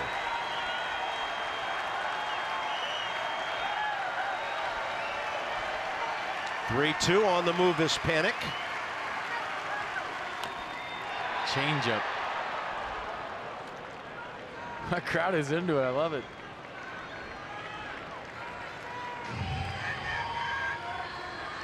A lot of times when you hit the outside corner with 2 fastballs, you could make that slider look like a 3rd fastball. And as a hitter, I have to commit to it. I have to protect the outer 3rd right now. And if you break it off the plate, he's got to swing.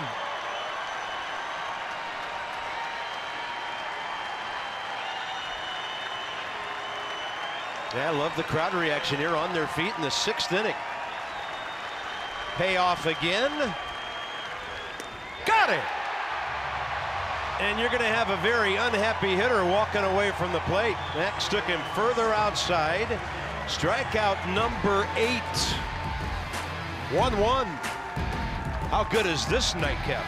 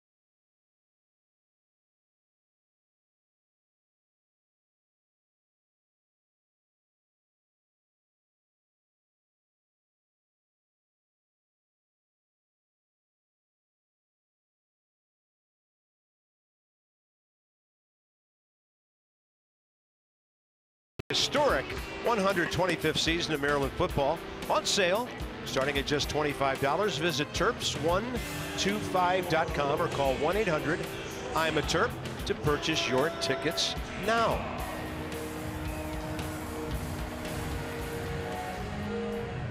Battery getting together with the pitching coach there after 92 pitches. So let's have a look at a date in history.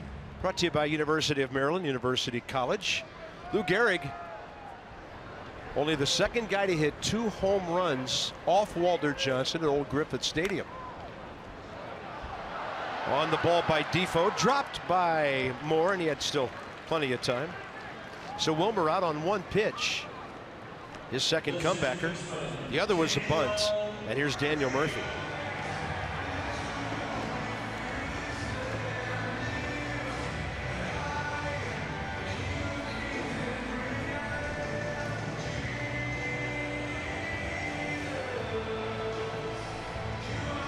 So back to the 3rd inning. Here's number 20 for Daniel hits Murphy. And the only run of the game so far for the Nats.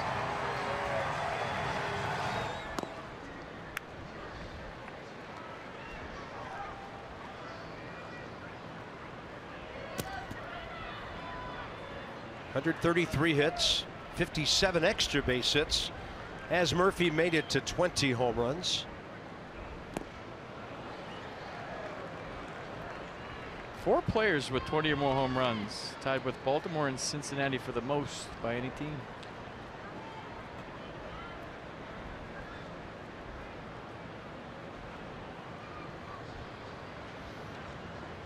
Daniel 25 last year.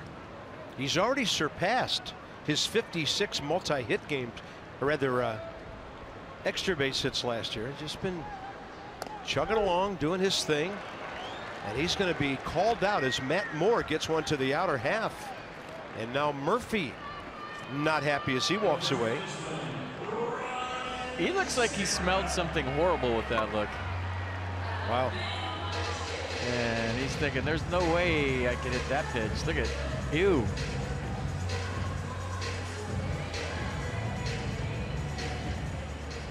Yeah, we're with you.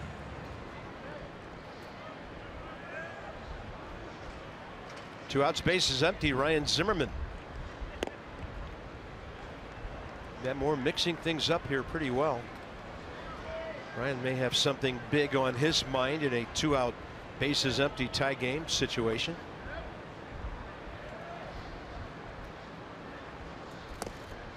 Come on, Zim. 1-1. Nats had 4 hits in the first 2 innings. Couldn't get anybody beyond second base. Then the Murphy solo, 2 outs in the 3rd. Not a hit since.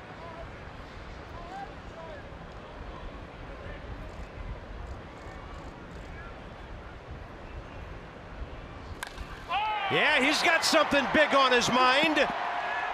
See you later. Bullpen. 2-1 Nats.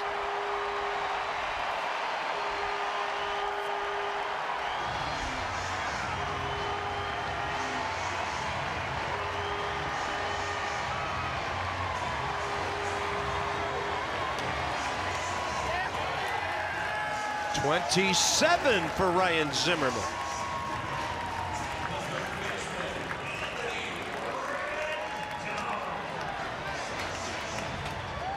Jose Lobaton retired as helmet taker offer guy. It's 2 tonight. RBI number 83 for Ryan. There's Rendon.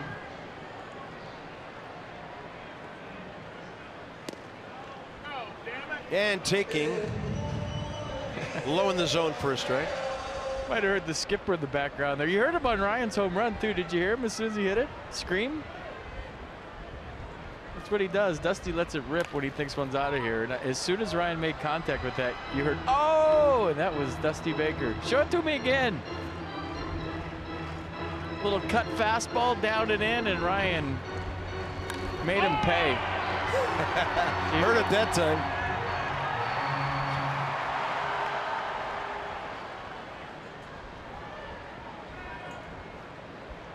He is having some kind of year.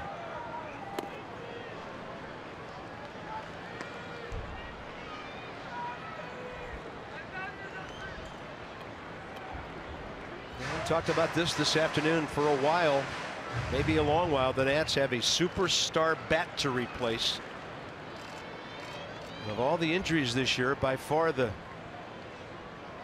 there's another curveball about 8 feet away from home plate that Matt Moore throws tonight, his second one.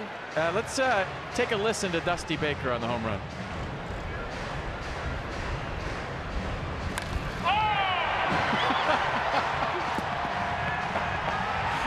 Don't you love a manager that's into it like that? I mean, second game of a doubleheader, and that's your skipper screaming at contact on a home run. He loves offense. Yeah. 2-2. Rendon, a rocket shot to right, and Hunter Pence grabs it belt high. A lot of noise at the end of the bottom of the 6th. So the Nats lead 2-1. Max Scherzer has a lead again. His 3-4 guys have gotten it done. Ryan Zimmerman into the bullpen. 2-1 Washington.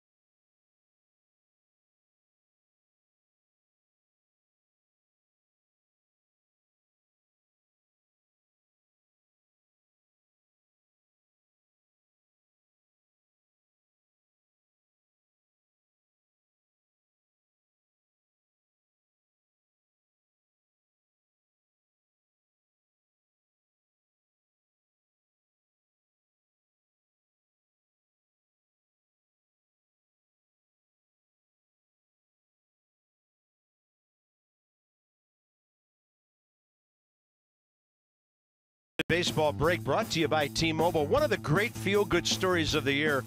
Blue Jays right-hander Chris Raleigh made his major league debut yesterday. In the midst of a 30-month stint in the U.S. Army, the West Point grad had his company medic to thank for letting him maintain a throwing program, and he goes to the major leagues and pitches great for the Blue Jays. Pudge, number 7, has been retired now in Arlington, Texas. Nobody will wear that again.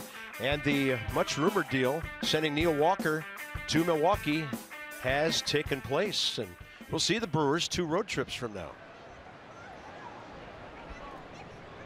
Zimmerman's loud sound has the Nats on top, and now Max Scherzer goes Buster Posey, Pablo Sandoval, and Ryder Jones top 7.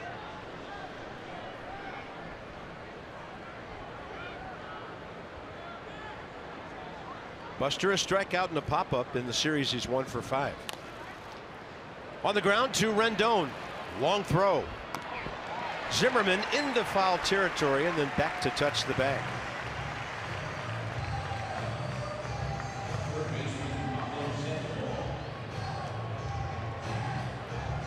Nats Plus memberships on sale. Save up to 30% off single game prices and receive guaranteed access to the All-Star game next year.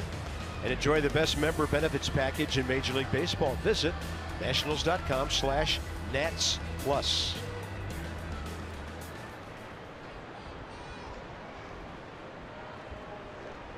Here's Pablo. Off speed, low and away.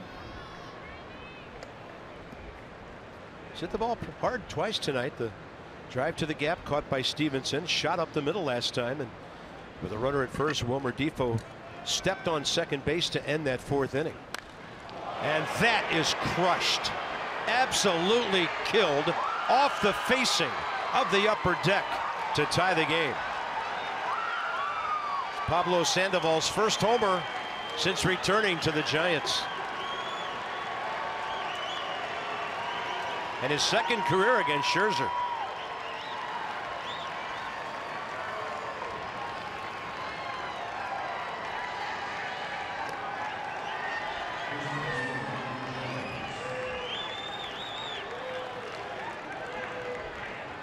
Bell tie fastball. The Panda got all of it. Matt knew it as soon as the contact was made.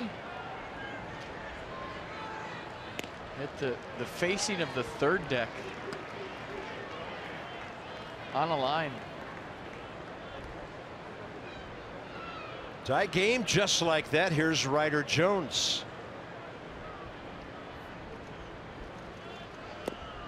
Off speed. 0-2.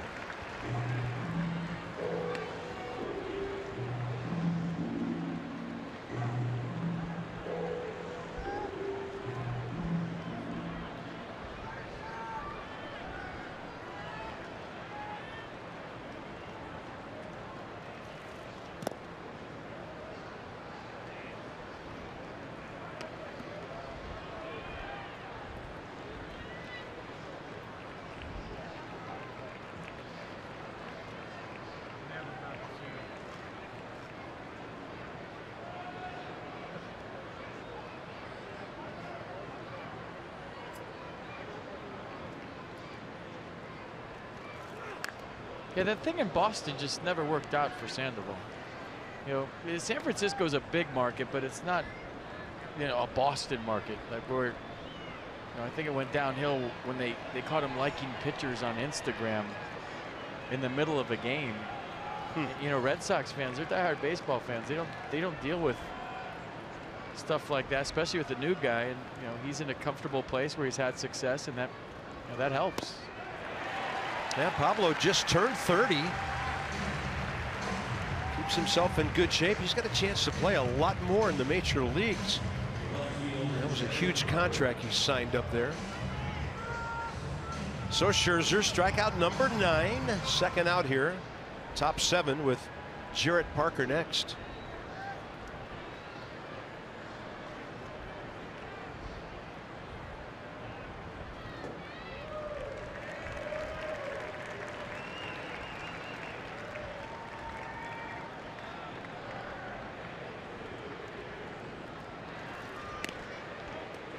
And a strike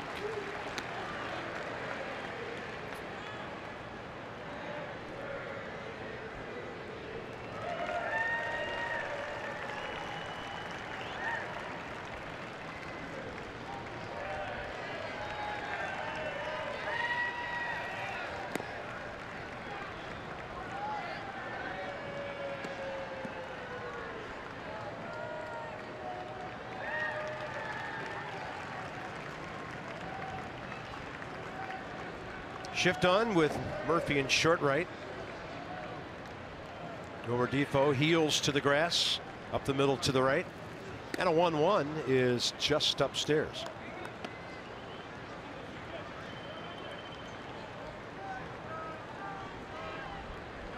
Max at 104 pitches, and the phone just rang in the Nationals bullpen.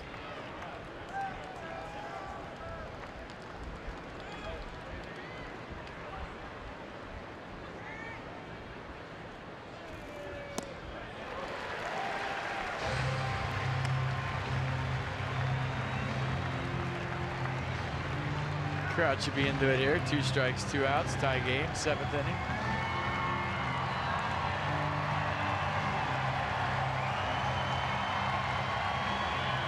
Throw another slider.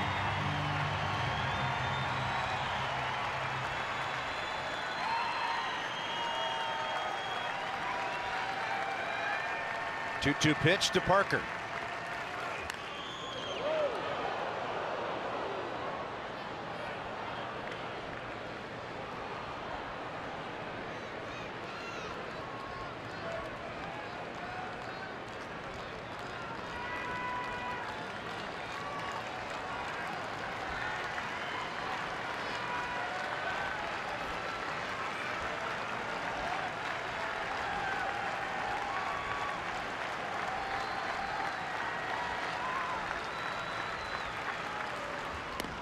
Got him looking, and another double-digit strikeout game for Max Scherzer.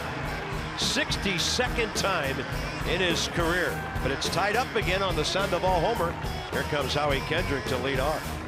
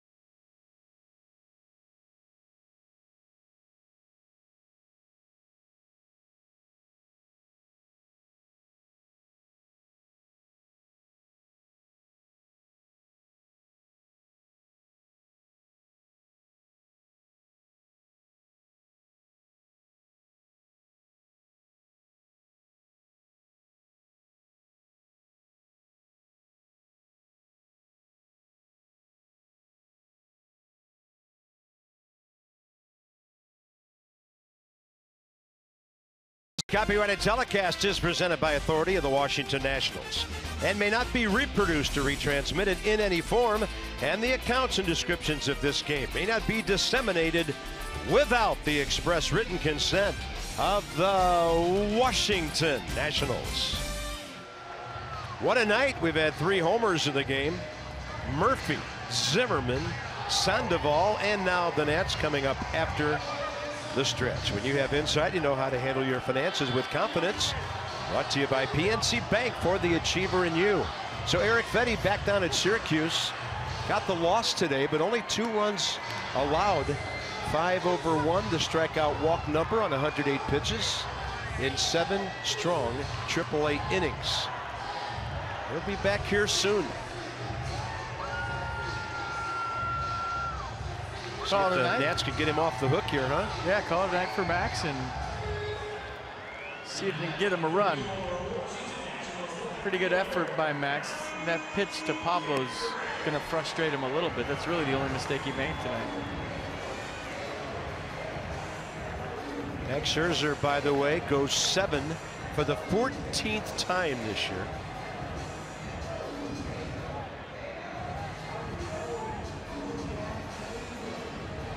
So in 2 starts against the Giants this season, he struck out 21 and walked 1.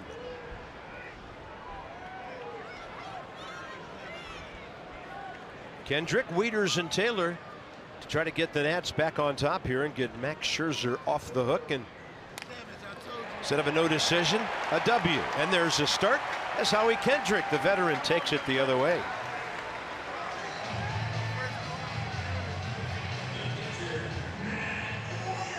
Wieters can really handle the bat if you're thinking about a hit and run. The only thing is, with Moore, you're not guaranteed a pitch to do it on. You know, Dusty likes to hit and run the situation instead of the straight bunt. But I don't think Matt Moore throws enough strikes to be confident in that call. We'll see. Wieters 1 for 2 tonight. He's pulled it twice. A base hit over the bag at third, and a ground ball to short.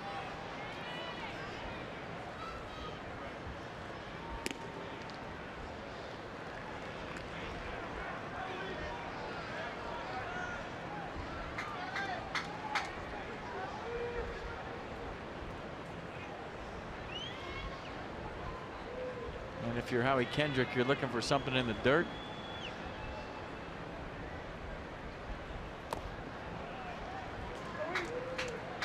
And stopped by Posey. Or you're looking for one of those curveballs to the screen.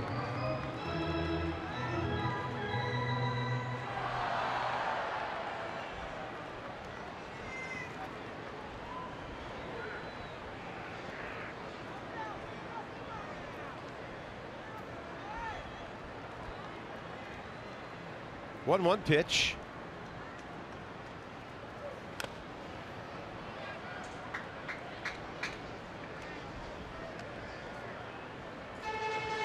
And this is where, you know, as you look at Brandon Kinsler get loose, for younger players, you know, it's a tied game, it's a late innings. You look at your third base coach, he doesn't put on the steal sign. So what do you have left over there? Look for a ball in the dirt. Anticipate a ball in the dirt. Try to get that extra 90 feet, get yourself into scoring position any way you can. So there's no steal, right? Just roll your head, look for the ball in the dirt, look for the catcher going to his knees. If you're anticipating it, it hits his chest protector, you walk into second base. So instead of just saying, well, nothing's on here, I hope he hits it. No, look for a way to get that extra 90 feet and to get into scoring position late in the tie game. 1-2 to Wieters. Well outside.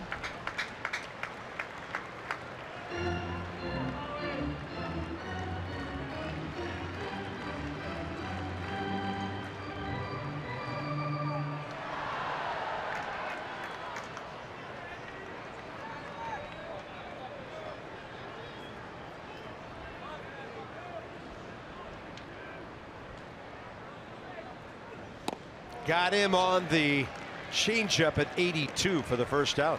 And now Matt Moore has 9 strikeouts. Taylor in the 8th spot, and then the pitcher's spot coming up after that.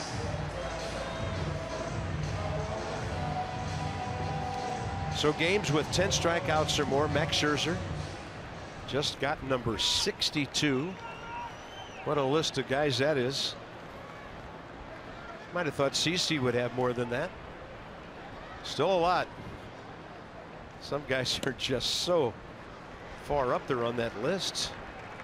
Well, Michael A. Taylor's done everything else tonight on defense. Got a base hit on offense. See what he's got in store for us right here. 1 for 5 career against Matt Moore.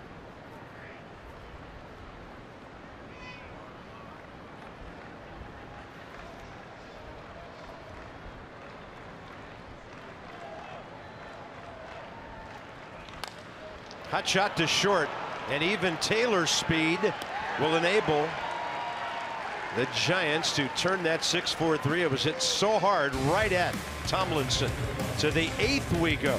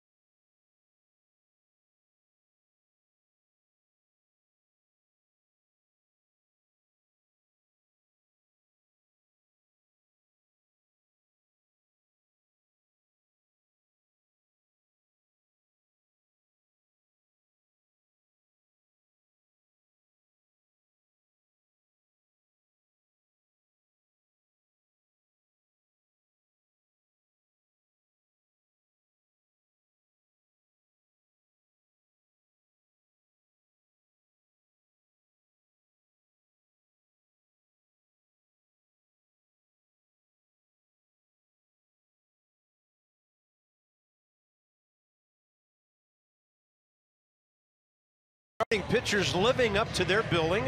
Max Scherzer out of the game. We'll see about Matt Moore, the Giants lefty. I mean, he's been pretty good as well. A couple of big swings in the game, but I mean, this is some kind of ball game for a Sunday night when these guys are probably gassed a little bit after everything that's happened this weekend. Yeah, if we're gassed, imagine how they feel. But Matt Moore has pitched like Gio Gonzalez tonight with the whole effectively wild thing. Probably tough to lock into a zone, lock into a game plan. And Max Scherzer just continues to be Max Scherzer with another 10K strikeout game. Take a look at some of Max's strikeouts tonight.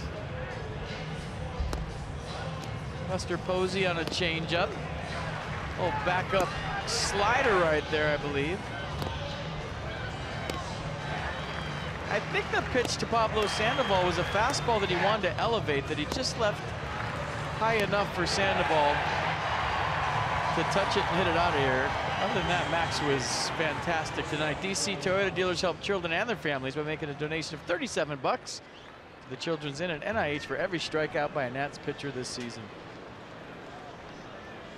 Brandon Kintzler, a one-hit scoreless 7th inning last night. Here he is in the 8th.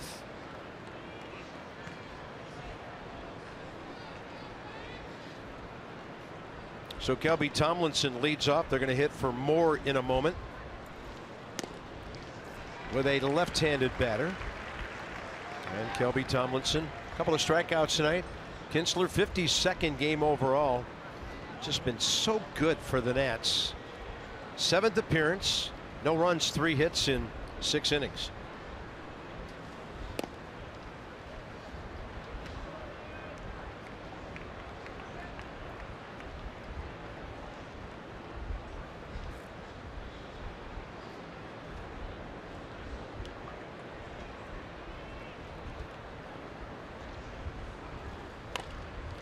That ball really running in on the hands of the right-handed batter.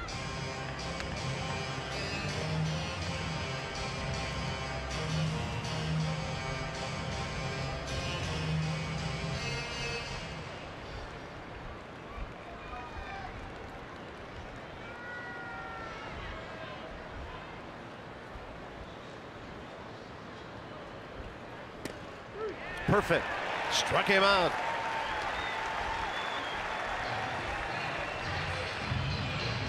Mercedes-Benz on the pitch cast. Two-seam fastball started way off the plate. You're talking about backdoor sinker. Tomlinson thought, no way that thing's coming back, and it did. Dan Kolko with more good news about this revamped bullpen. Bob, the job that Kintzler, Madsen, Doolittle have done combined since joining the Nationals, 1.38 ERA and a whip of 0.88. So how has this impacted the Nats beyond the obvious? Dusty saying he hasn't had to mix and match as much. We remember the late innings, how many changes he was making. Says everybody feels a lot more comfortable. It's taken a lot of weight off his shoulders as well. Kintzler got Moncrief on a fly ball in a pinch hitting appearance last night.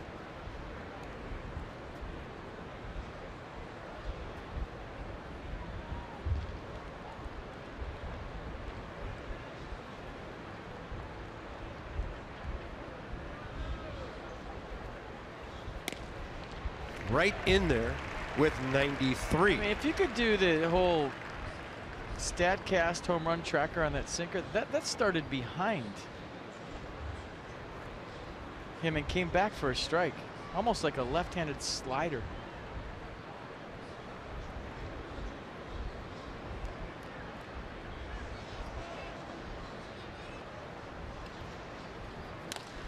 To the left side, Defoe on the charge. And on the run, 2 down.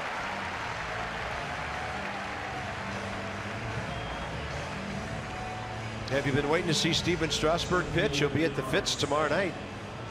Potomac Nationals and the Salem Red Sox. And you can get a grandstand ticket for $1 presented by the Washington Post. Tuesday, tickets are $2 and you get $2 concession specials.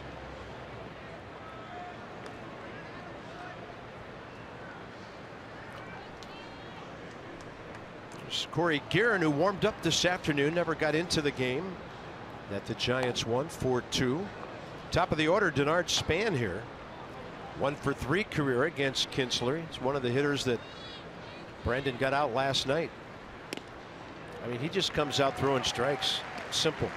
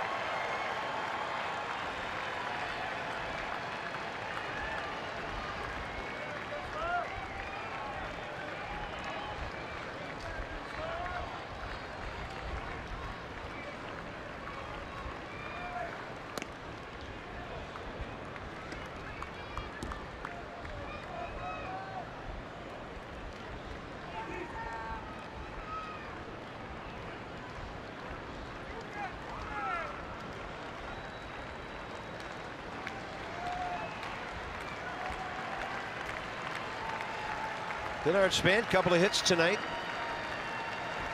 And a 1-2 count to deal with here. Oh. And is close as he tried to run it back. Oh. I mean, that was Greg Maddux-like. I mean, that's exactly what he used to do to left-handed hitters. Start it behind you and watch this thing run all the way back.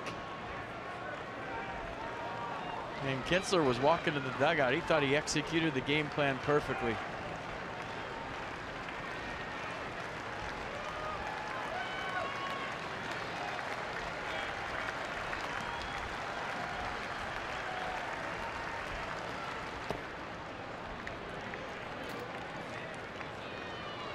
And if you're Denard Span, you can't take another one like that. The rule is if you take one close, you got to be hacking on the next one.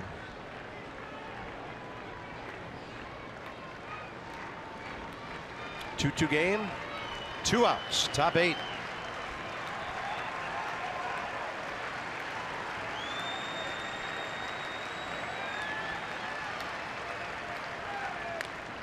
Jammed him. Little pop-up. Rendon.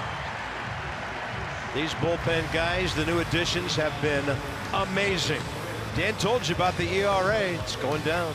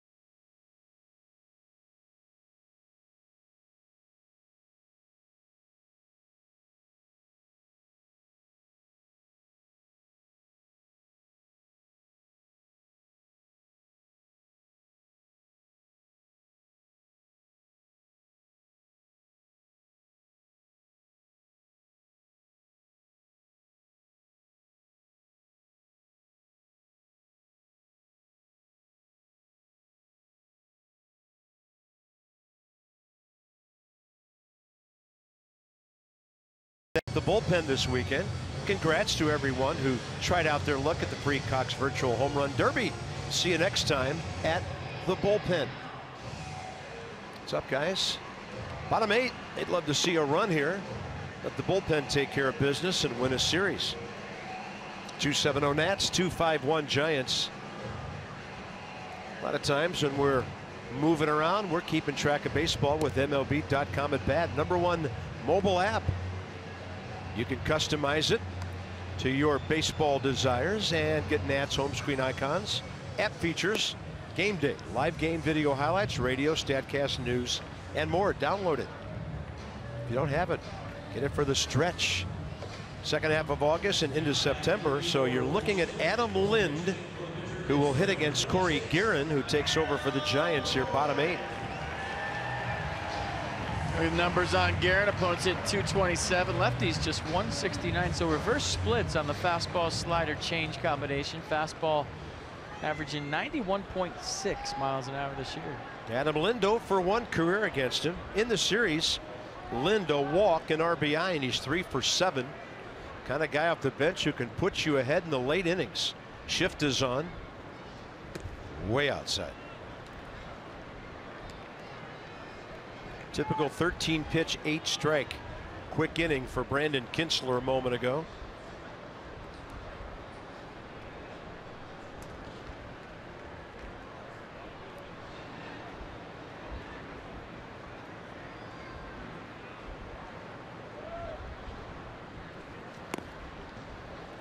Quality strike to the outer half.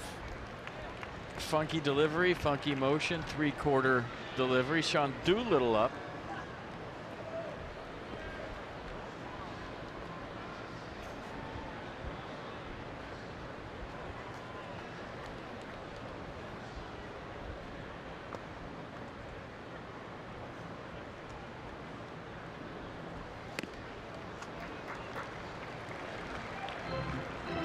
Adam Lynn's amazing season as a starter and as a pinch hitter. Of course, this is where he first got it going. 13 pinch hits this year. 3 of the hits homers and 10 batted in.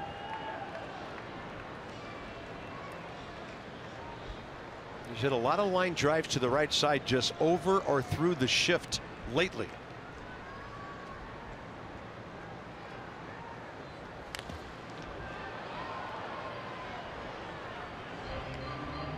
All right, you ready for this one? Yep. There he is, Buzz Lightyear, to infinity and beyond. Well, that's where he went opening day. Yeah, I'm okay with going to infinity and beyond right now. Did not see Adam Lind as Buzz Lightyear. Did not see that one coming.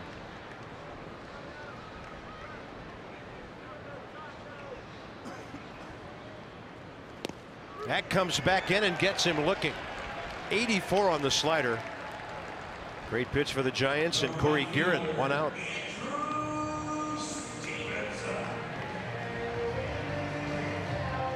Now the youngsters are on center stage. Stevenson and Defoe the next 2. Tie game, get a speed guy on, see what happens. Drew Stevenson happy to face anybody but Matt Moore, who struck him out 3 times.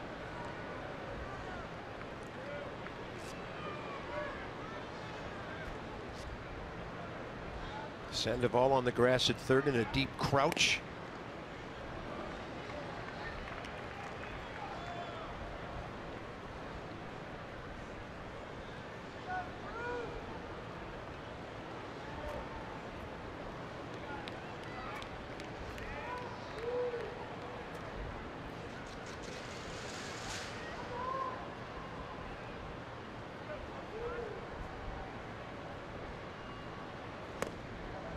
Tough assignment for the young Andrew Stevenson. You know, Dusty Baker had to run him out there. We showed you Brian Goodwin in the first game kind of tweaking something going into second base. So he had to suck up the lefty.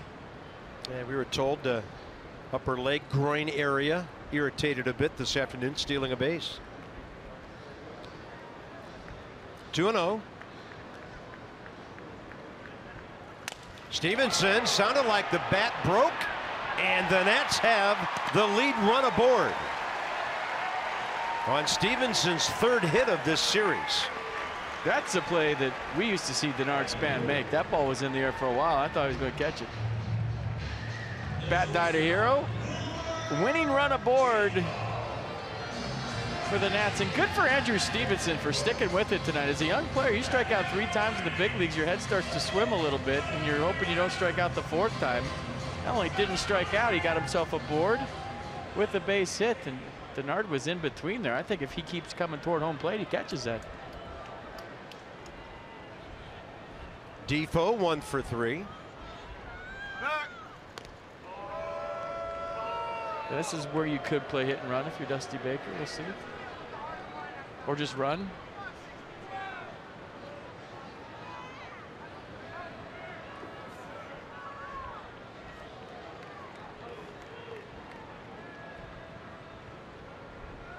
Stevenson 10 steals at Harrisburg and Syracuse combined when he was called up.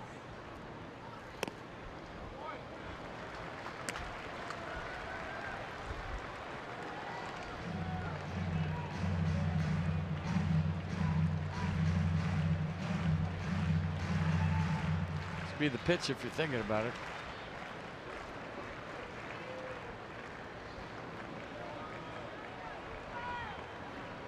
Pretty big lead.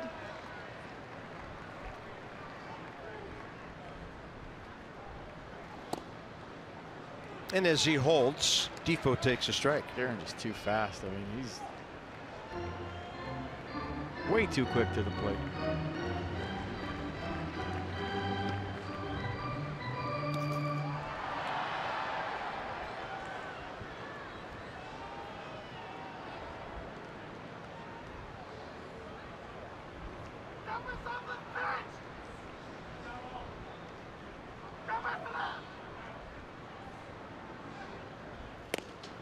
And with the target in, that was a little further than Posey was looking for, and it's 2-1.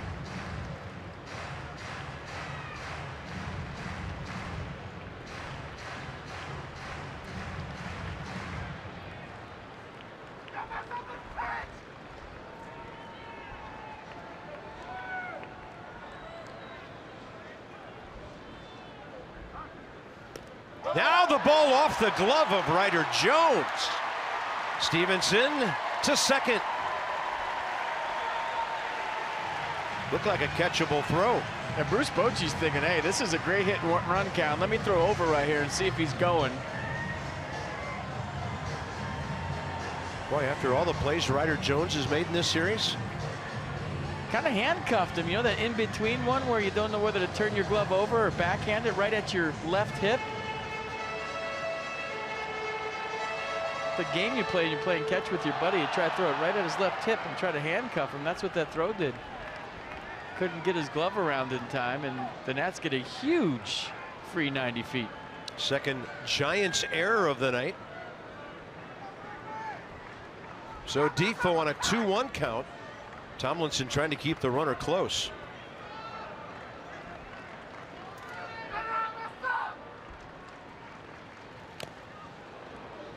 Buster Posey took a hit from that one.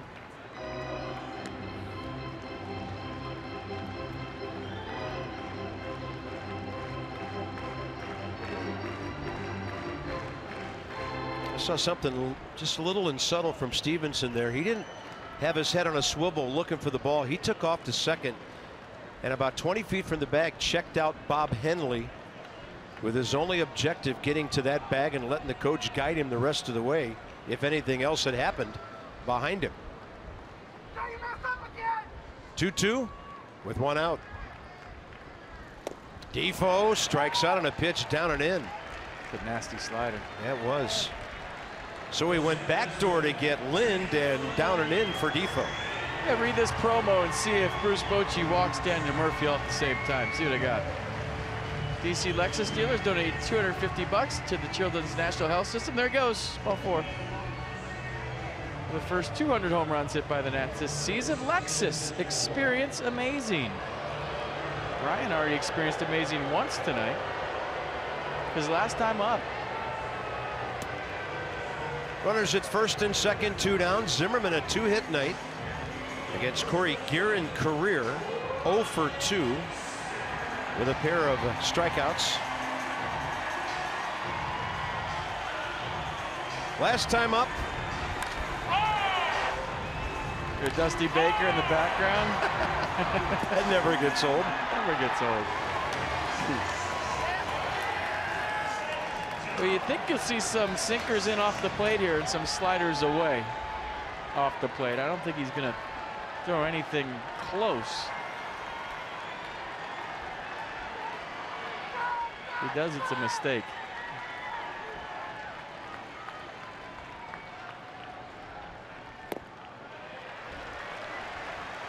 Boy, you missed that bat with the slider. You're all in on the heater here, 1-0.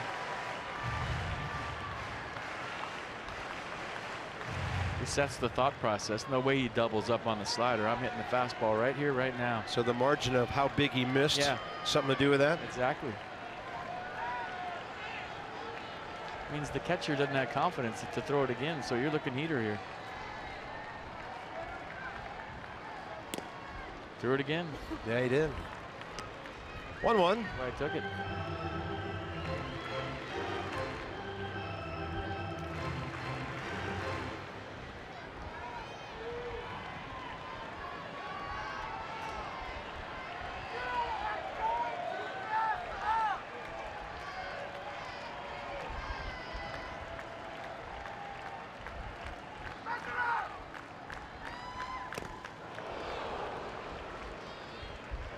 That ball fouled by Zimmerman, and Buster Posey got hit again. And so did Chris Conroy. Let's get them both. Glove and shoulder.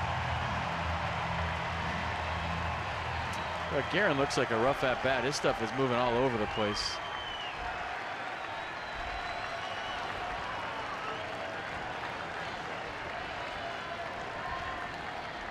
Tough battle for Zimmerman here now on 1 and 2.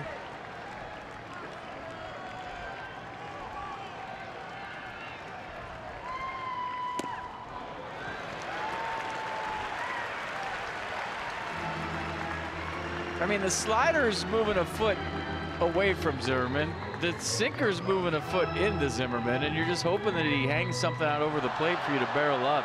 But right now, it's like you're facing a guy throwing a wiffle ball.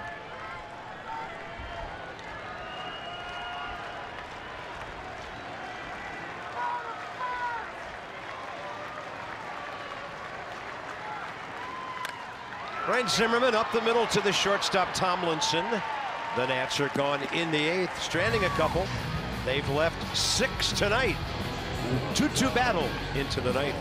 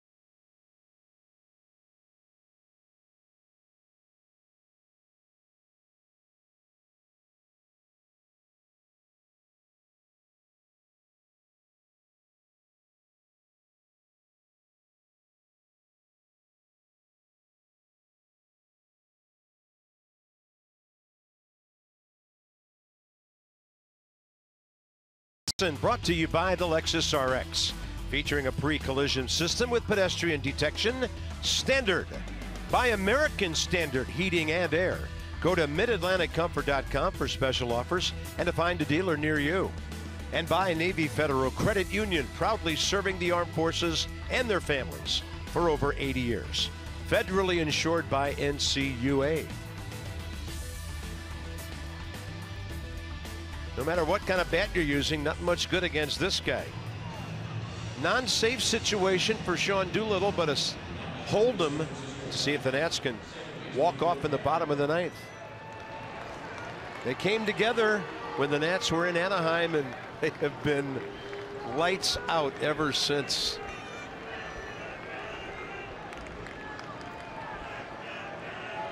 Yeah, because Max Scherzer went 7. Madsen still available tonight, we would think. So here's Doolittle against Panic, Pence, and Posey in the top of the 9th. Strike call. How about that? He starts him up with a slider, a guy that throws the fastball almost 90% of the time. You see lefties hitting 0.97 against Sean. Fastball averaging 95.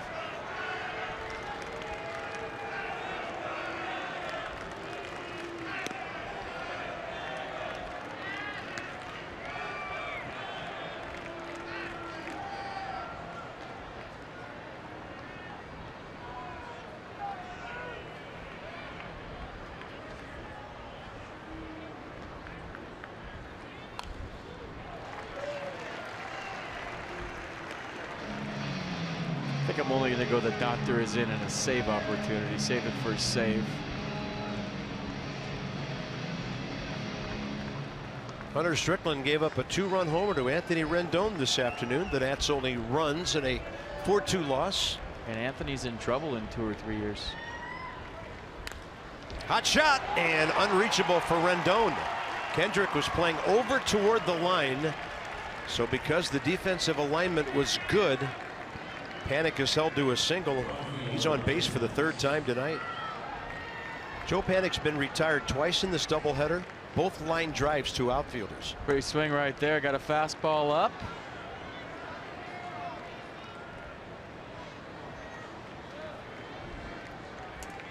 Hats off to him for simply still being in the game after the shot he took. Here's Hunter Pence facing Doolittle. For the second time, Sean struck him out for the first out of the 9th inning in his save last evening or this morning.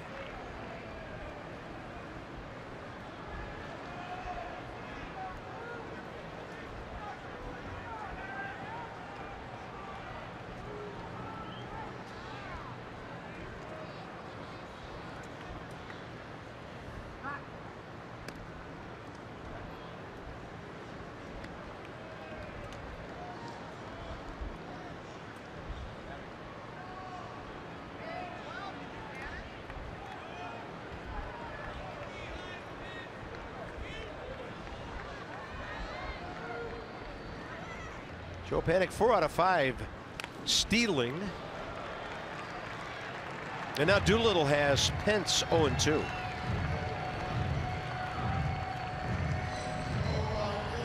That's where you can expand on Hunter up with the fastball. We'll see what they decide to do. Just got to make it be way up there.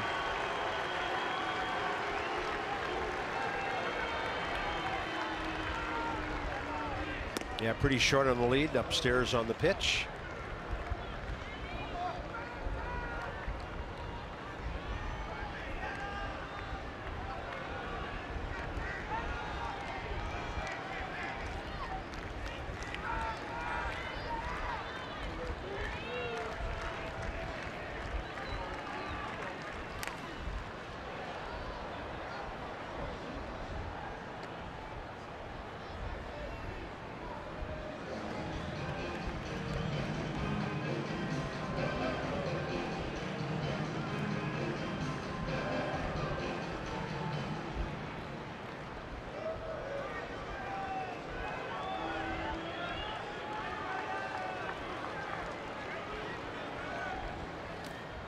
In the dirt, secondary lead, and Panik makes it to second.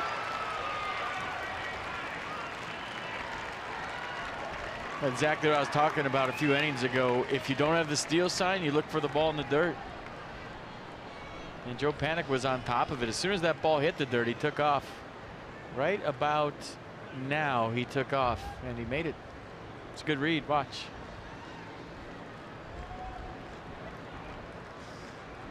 So the runner scoring position, nobody out.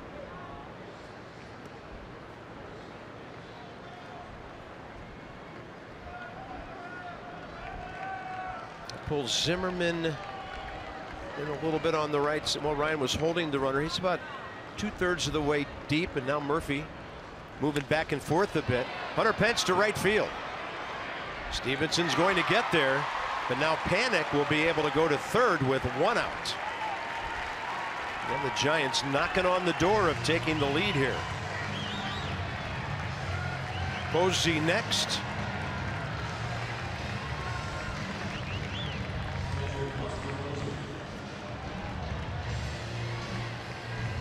Well, I guess perfectly placed. Stevenson going away from the play, Panik tagging up, and he had to hit the brakes. Probably took 3 more steps, and with his momentum going toward the line, a nice job of advancing the runner. And now Buster Posey walked while we were doing the replay, and here comes Pablo Sandoval, right-handed. Right move by Dusty Baker in a tie game. Sandoval 1 for 2 career against Doolittle.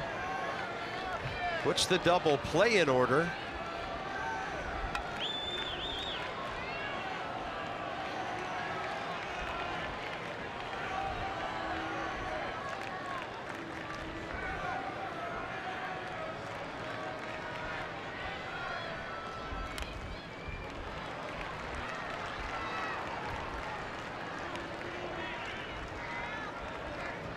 You climb the ladder on Sandoval too. He's swinging.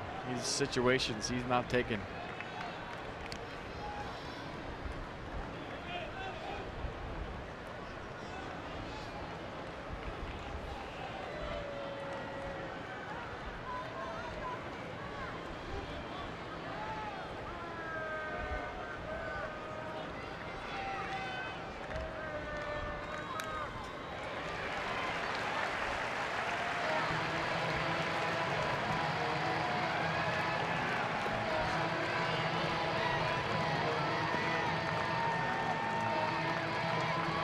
if you're going for the punch out, you throw one a little bit higher.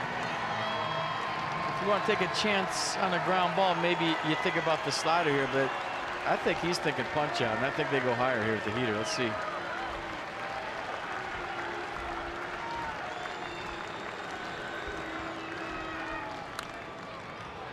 Yeah, Sandoval's swinging. And this is about executing against a guy that's going to swing.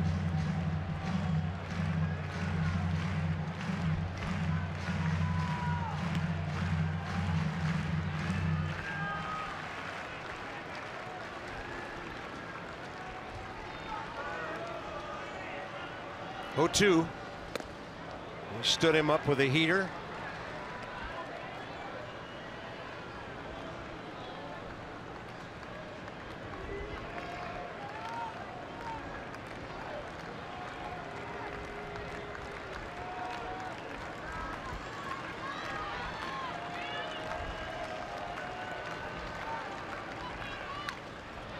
I mean, look where these pitches. That was higher than 2 and 3, I think, on pitch cast.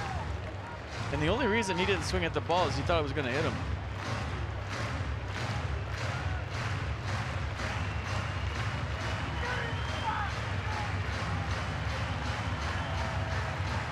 Nick Hundley on deck for the left-handed batter, Ryder Jones. Long top of the ninth here. Runners at the corners with 1 out.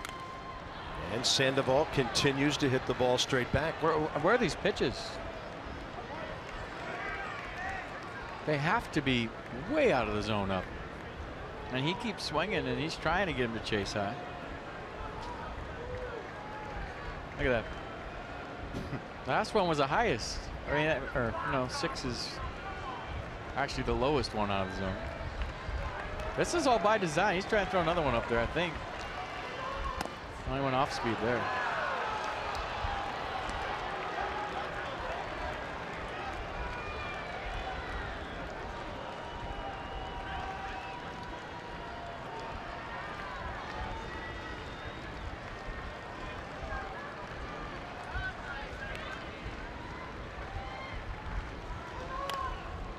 Got him on a pop-up. Murphy back.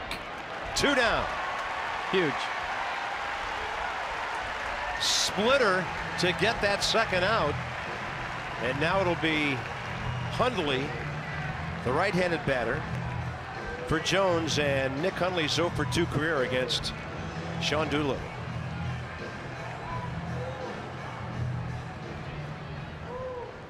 I mean, you know, that's a dangerous hitter just because he's swinging. So you know he's swinging, and that's half of the battle right there, is executing the game plan. And Sean Doolittle did a nice job. Real nice. These two met in the 9th inning last night. Hundley bounced out to Rendon to end the game for the Doolittle save.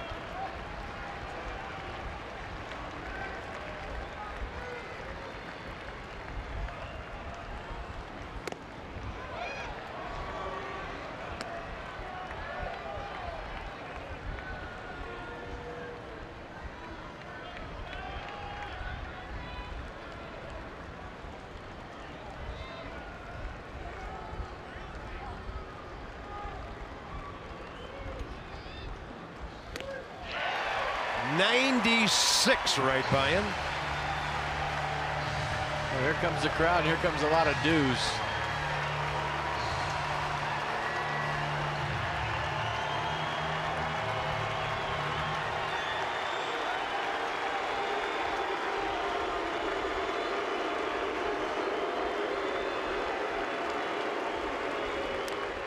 Lifted to left. Kendrick is there. And Sean Doolittle does it again. Some tense moments. We're going bottom 9 in a 2-2 game.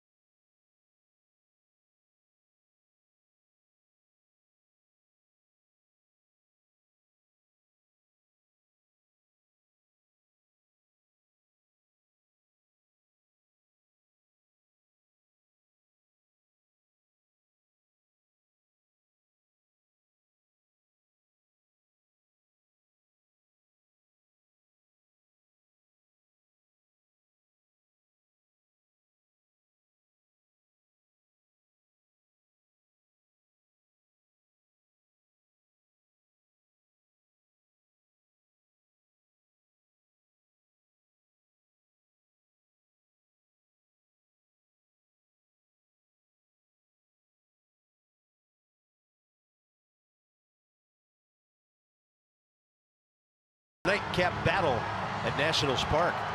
2-8-0 Washington, 2-6-2 San Francisco.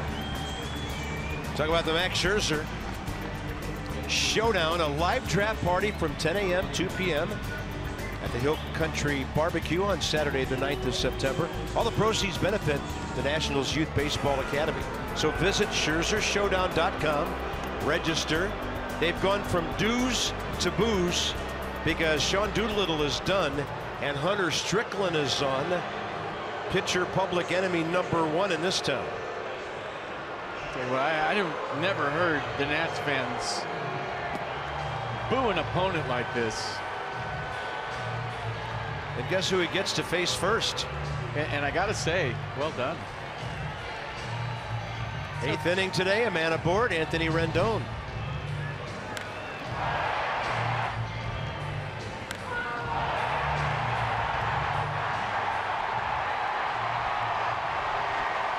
Second home run. And can he do it again against the fastball slider cutter combination? Here we go, game on. Anthony Rendon 1 for 3 career against this righty who gets the call on a ball cutting away. So Nick Hundley stays in to catch, and that puts Buster Posey over at first base.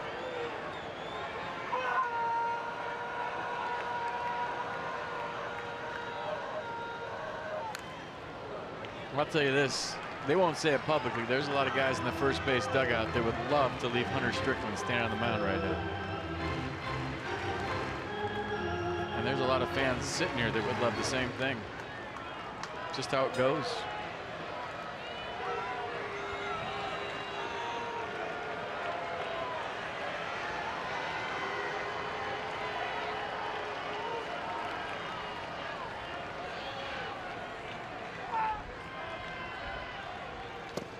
Great ID on the slider. They're calling it a curveball at 84. That thing was a strike for a while. The slider, you're on it. 3 pitches, fastball, slider, cutter.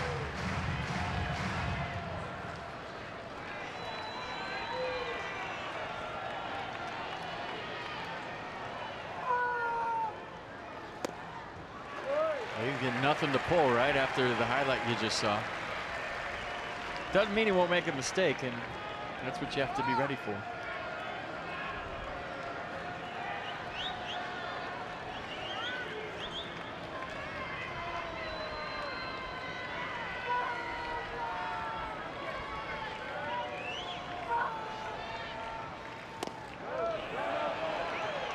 He's going to be rung up by Jerry Meals, Anthony Rendon, who seldom doesn't check his swing. 1 out. Let's see it from the side. Yeah, that time I thought it was close. I really did when I saw it live. Usually I can't believe that he checks his swing and doesn't go. Yeah, I think Jerry Meals might have got that right. That's the furthest we've seen him go this year, at least. Next up, Howie Kendrick. He's locked up on a slider away. Kendrick career against Strickland, 0 for 2.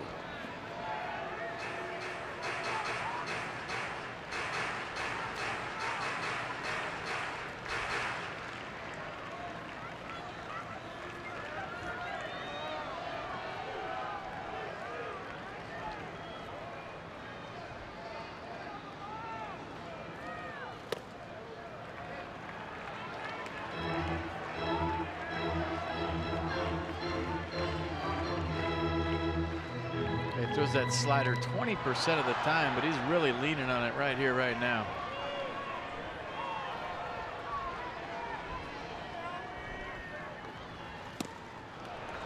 Really took some off that one.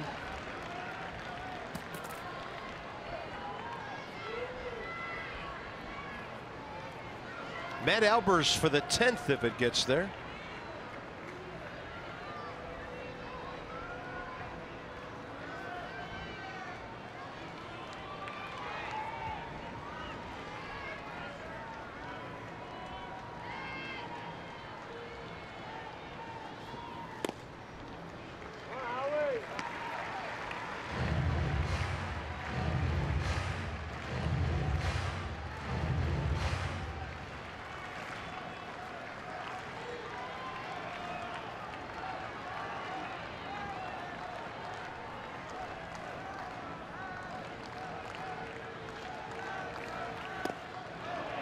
Did he check? Jerry Meals says yes. Well, everything away to Howie, and that's his strength. He likes to drive the ball the other way. We'll see what they decide on here. 3-2. They go with that slider again. They go fastball.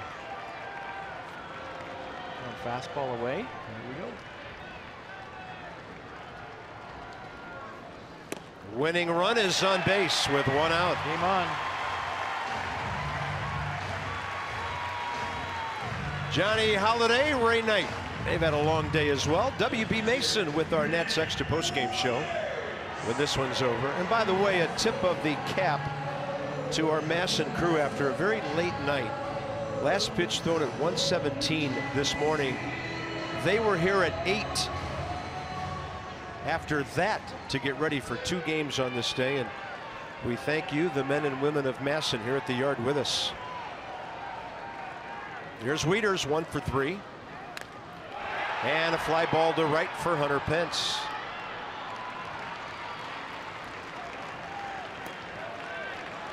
Michael A. Taylor in the number 8 spot. He's had a base hit and a rather amazing night in the field. Back in center.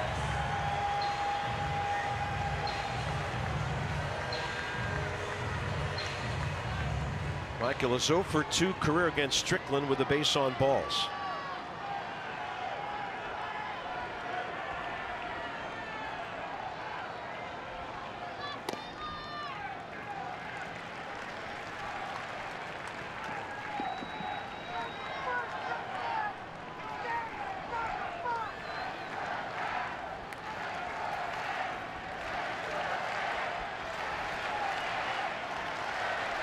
Pedro Severino in the pitcher's spot.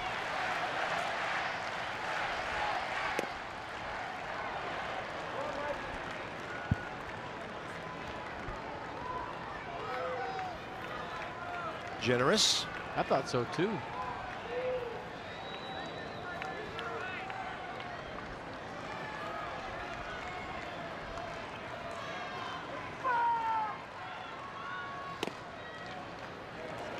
That pitch was better. I don't know. Hey. Fastball, one's a fastball, one's a slider. I guess same pitch, same spot. That's why as a hitter sometimes you shake your head and you don't know what the strike zone is. Yeah. Yeah, in a game situation. 2-1 to Taylor.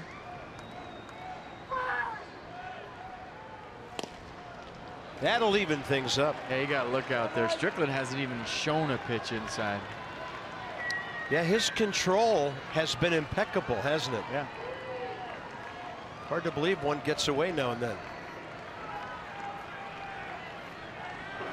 Everything off the plate or on the corner in a 2-2 count.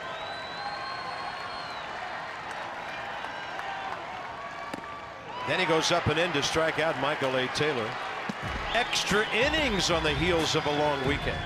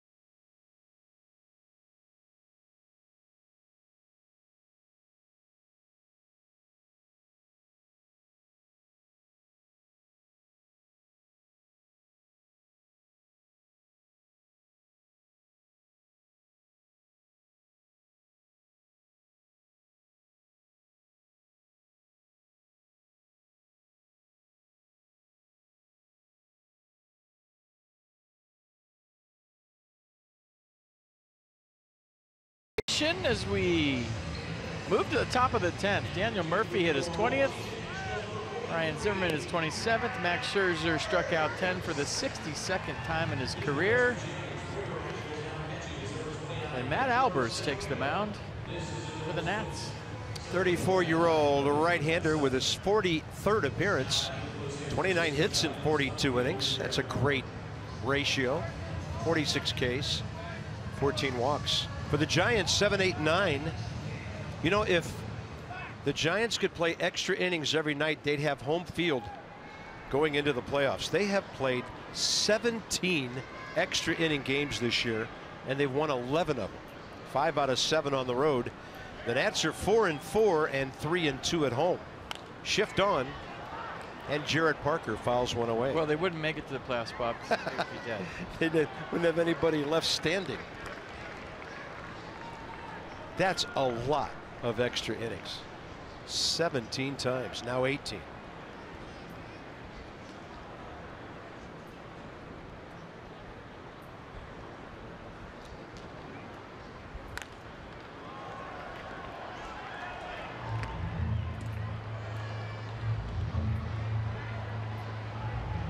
Albert Suarez for the Giants.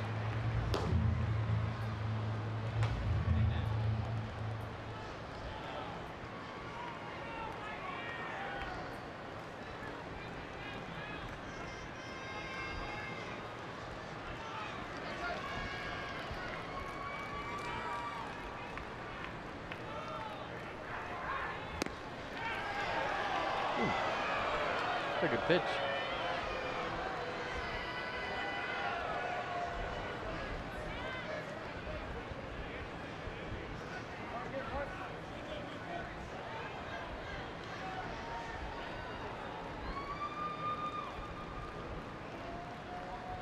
And the 1-2.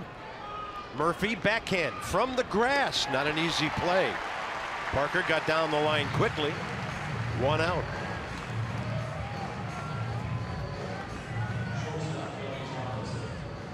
Kind of got an in-between hop where the grass and the dirt meet, a hop behind it, and all in one motion, backhand stab, got rid of it quick.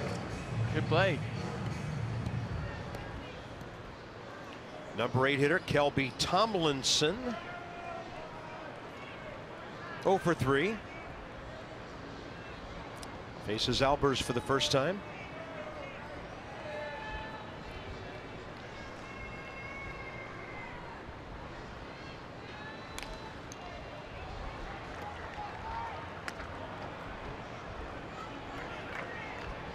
Brandon Crawford for Strickland on deck.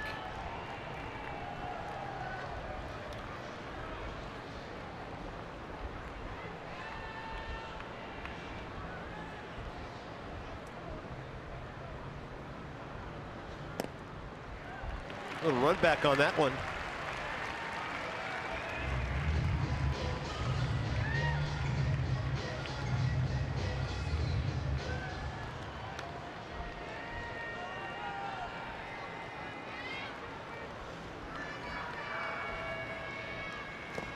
Had him reaching.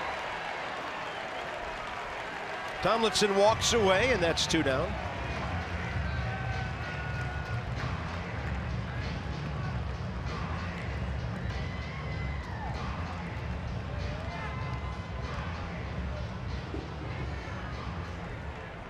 I don't know, maybe I'm old school, but in an extra inning game 2-2, I'm running to first on a strikeout just in case a young catcher who just came in the game throws it down the right field line. That's a very good thought. A lot of guys just walk away disgusted about the at-bat. Maybe that makes me old-fashioned, but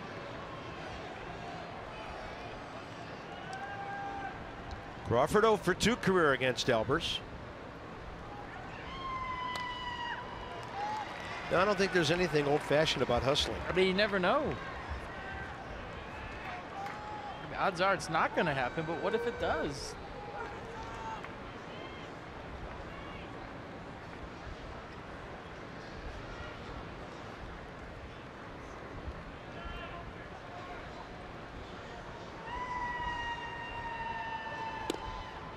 Crawford in the series 1 for 8 with a walk. Everyday shortstop, doesn't pinch hit much. 1 for 4 on the year.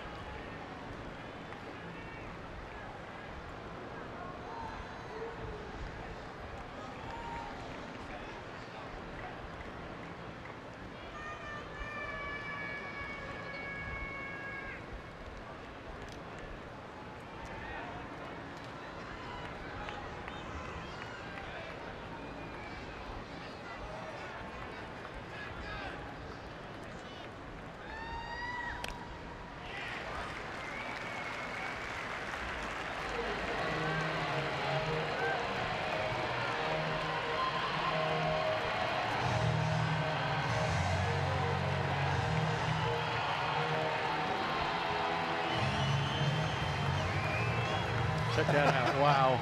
863 pitches. Pitch cast needs a day off tomorrow. 2-2.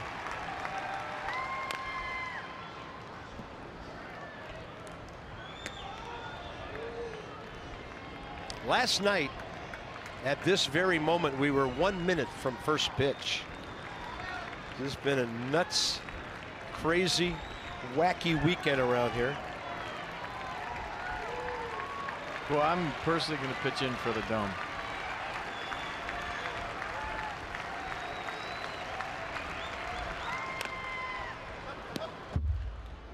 I got a bunch of change saved in a red cup in my cupboard. I'll get it going. Well, I think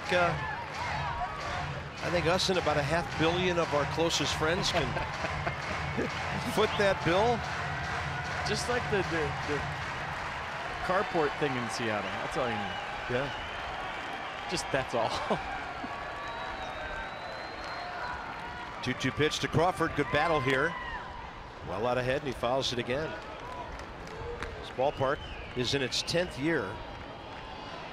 That was built for upwards of $610 million. And it would probably cost more than that to put a roof on it now. So you're telling me there's a chance?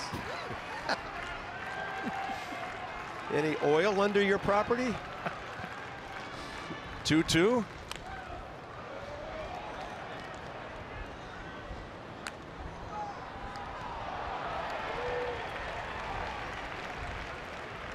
Interesting configuration on the right side of the infield. We've seen this on the left side with third and short. If you drew a line between Daniel Murphy and Ryan Zimmerman, only be about 20 feet between them as Murph plays deeper, but they are really bunched over there.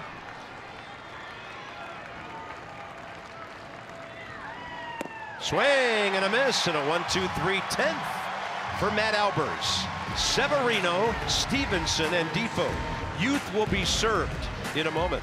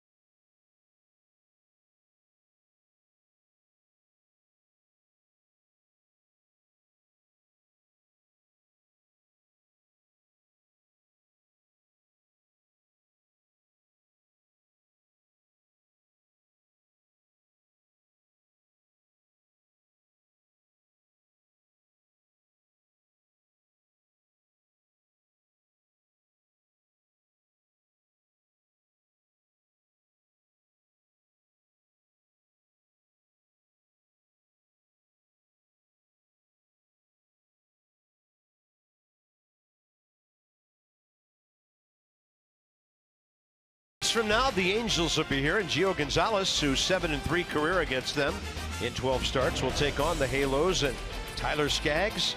Gio 10-5, 23 starts. Good ERA, low opponent's batting average. That'll be the first of two, and then Tanner Roark will pitch on Wednesday in a matinee before the Nats head for the West Coast. Bottom of the 10th.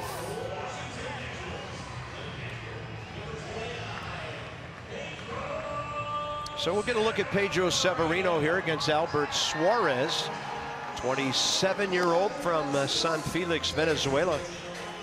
22 games, 12 starts for the Giants last year. This will be his 6th appearance this year out of the bullpen. Just under 10 innings at the major league level. Yeah, 4-pitch guy. Fastball, slider, curveball change. Fastball 94.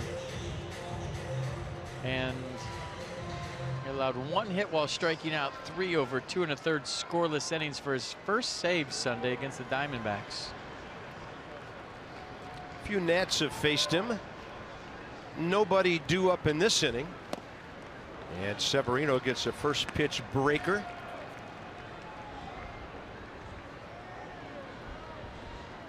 This is 2 teams running on fumes. And whoever has a little bit left in the tank wins. I never know what's going to happen. Pedro Severino, the 26th man that Major League Baseball allows on each roster for this doubleheader. He was hitting .238, 5 homers, 29 RBIs in 57 games in the minor leagues. Up and down 3 times last year. Energetic guy, very athletic.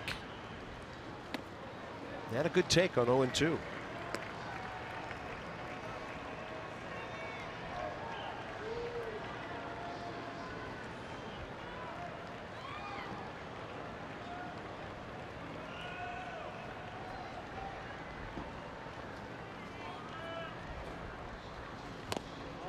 That's close and a real good take. 2-2.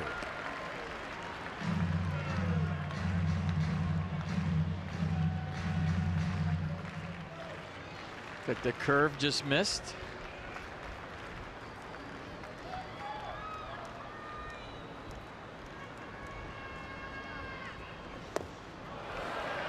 One out.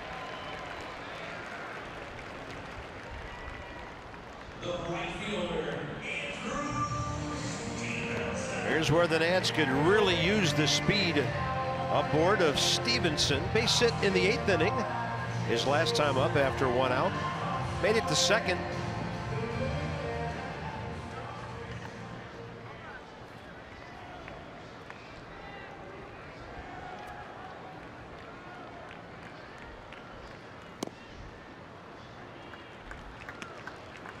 A walk-off hit in spring training. Yeah, he did. On the Mid-Atlantic Sports Network. Seems like another galaxy long time ago, far, far away.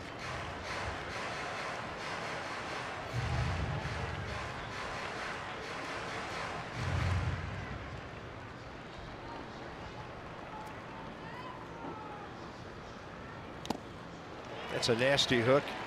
He hit an opposite field double to beat the Astros 5-4 on Sunday, March 12th, but that'll be his most recent. 2 down. This guy's got some kind of hook off the table.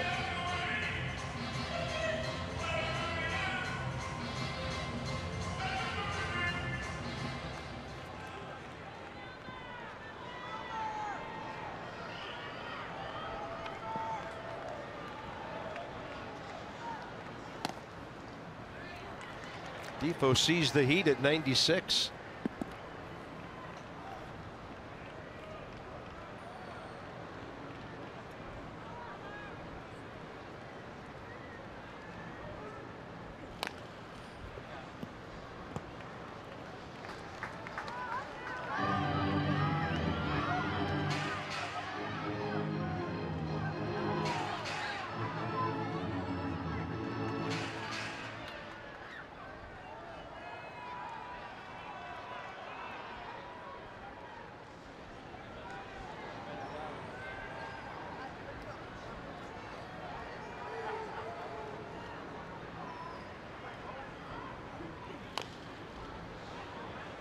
Guy's just trying to make contact, much less center anything here.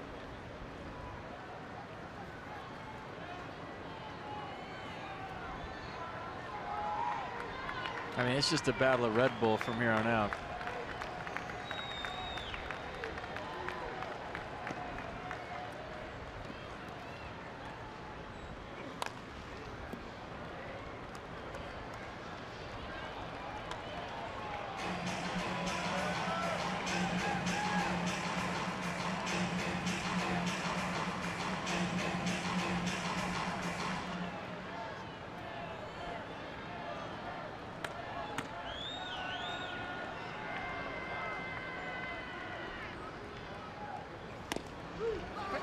And we're going to the 11th, and Defoe is not happy. Can't get thrown out here, though. Man, cannot get thrown out. Not a whole lot of personnel left. We're going to 11.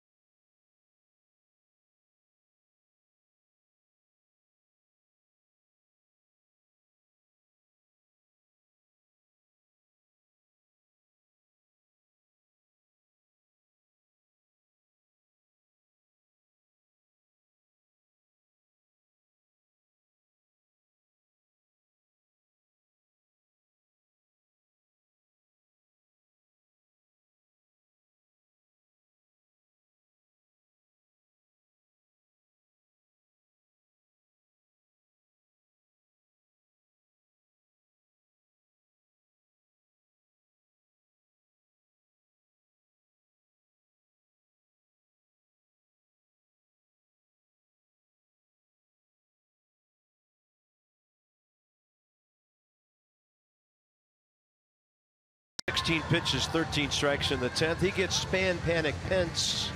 Top 11.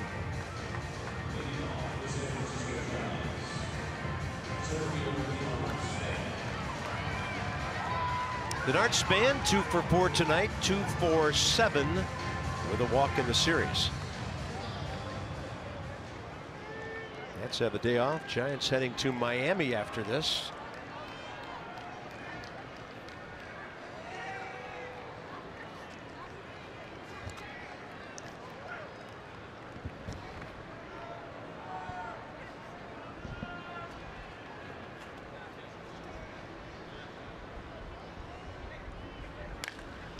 And a ball scorched foul by Denard, who's 0 for 5 career against Matt Albers.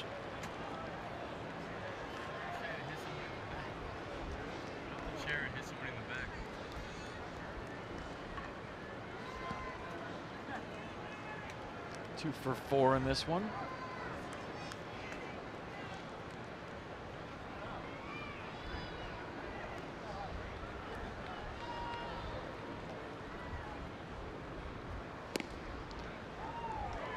Severino reaching for that one just a bit. 1-1.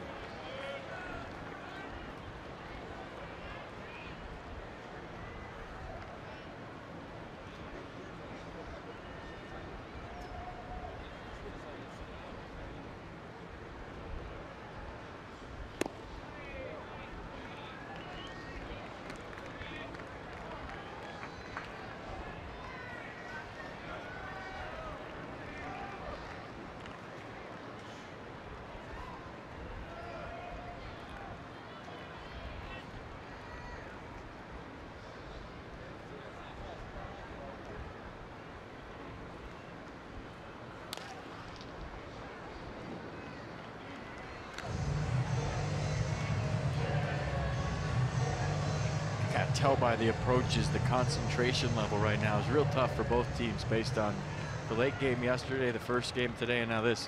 What kind of things do you see that indicate that? That 2-1 swing by Denard.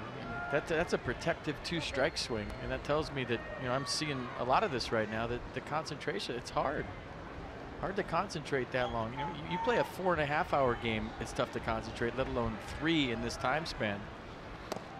Way inside, and that puts Denard on the dirt. You know, if you're thinking straight and you're locked in and you're focused and you're on top of your game, you don't take a protective swing on a 2-1 count. You're thinking about going deep, and this is behind Denard. Look at that.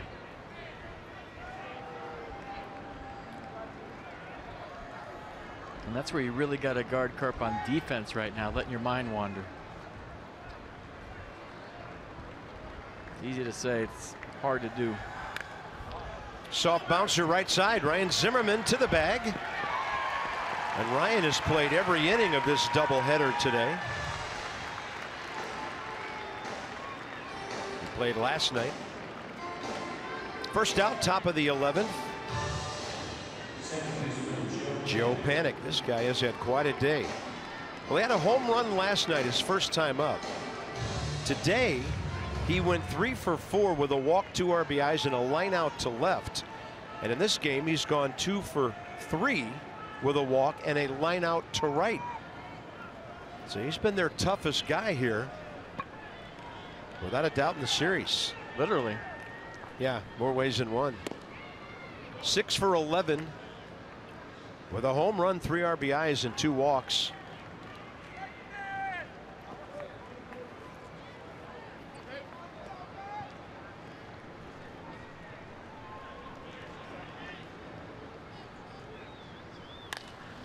And this ball hits solidly high in the air to center. Michael A. Taylor. 2 down, 5 in a row for Matt Albers.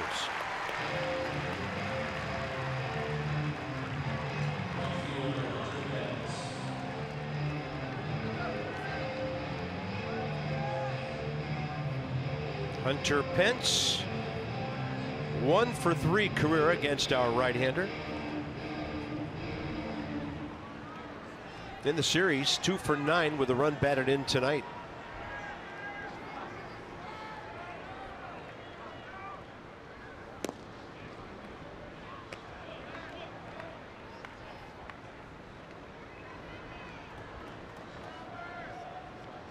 Matt hasn't pitched in 5 days, so able to extend out a bit here.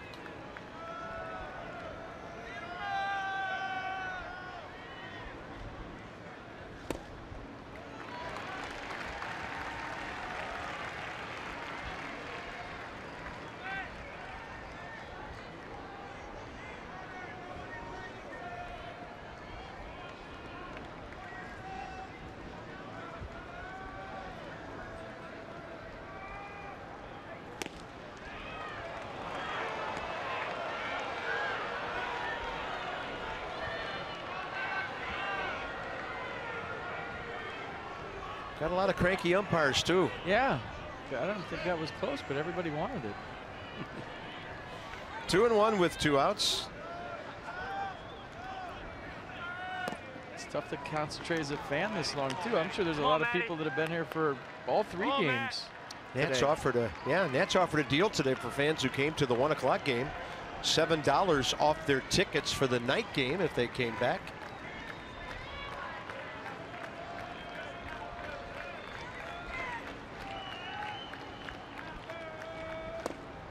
And a 2-out walk that'll bring in Buster Posey.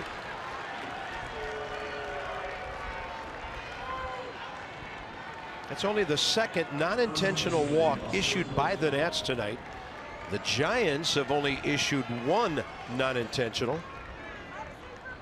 So the pitchers from Scherzer and Moore to the bullpens have been right on point. Buster Posey 1 for 4 career against Matt Albers with a run batted in. He likes to go ambush here late in games where normally he won't swing at the first pitch. He will late.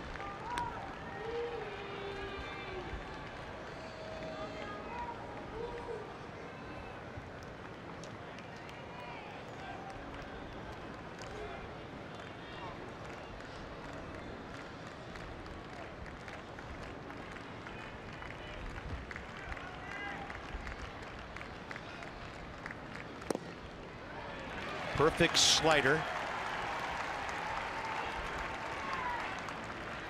I believe. Yeah, right down the middle. Watch this. Clearly a strike. Take it. Well located. You don't want him to beat you to the pull side. As long as there are strikes, why don't you keep throwing it out there? Severino setting up inside. That out over the plate. It looked like it hit the plate. Murphy waiting for it. And he makes the quick exchange with the hands. Bullpen's been great. Now it's 3-4-5. Murphy, Zimmerman, Rendon. They've all homered today or tonight.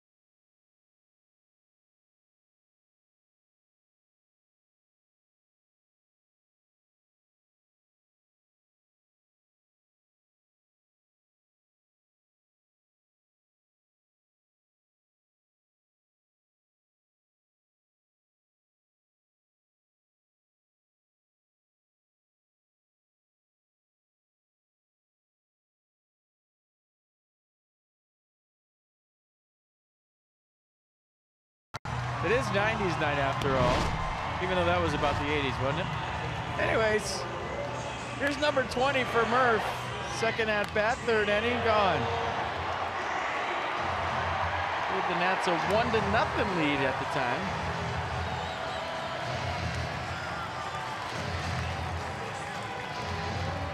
So let's see if he can do it again. Rally hot tub time machine. Daniel Murphy, one career plate appearance against Suarez, base on balls. So 1 for 3 tonight with the homer and intentional walk in the series. 2 for 7, 2 runs batted in.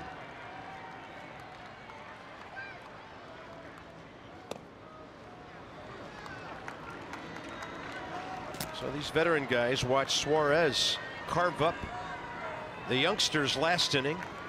See if they were able to pick up anything.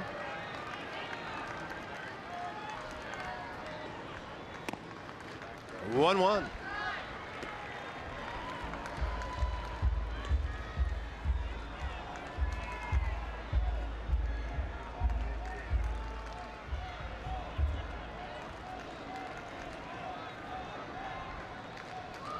Off speed, and that ball is blistered into center field. Daniel Murphy, a 2-hit night. He's on for the 3rd time. That ball almost got by Denard Span. Did you see that? Yeah, you talked about the whole concentration thing and all that. And that almost went 5-hole. Nice job of staying back on the curveball. He saw the curveballs again before. It looked like he might have even been sitting on this. And then it got weird right here. Watch this. Whoa. That was almost 5-hole. Whoa. Ho, ho, ho. Yeah, that is the concentration thing, trust me. Ryan Zimmerman has a 2-hit night. 0 for 1 against Suarez.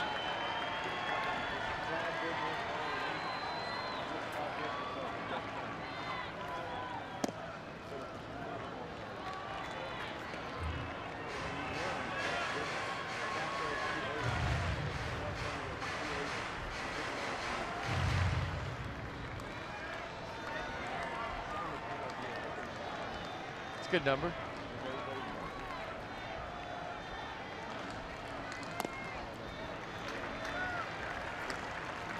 .11 is his number.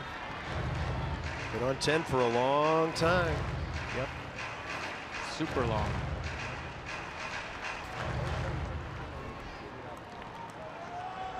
Only Tony Perez and Stan Musial more.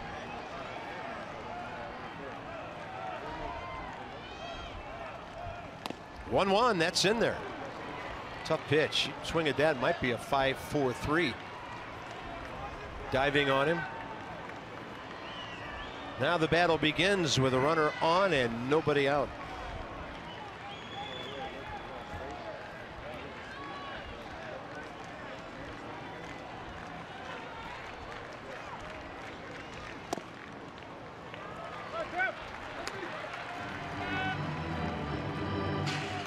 Ali Perez hoping his next appearance is maybe against the Angels.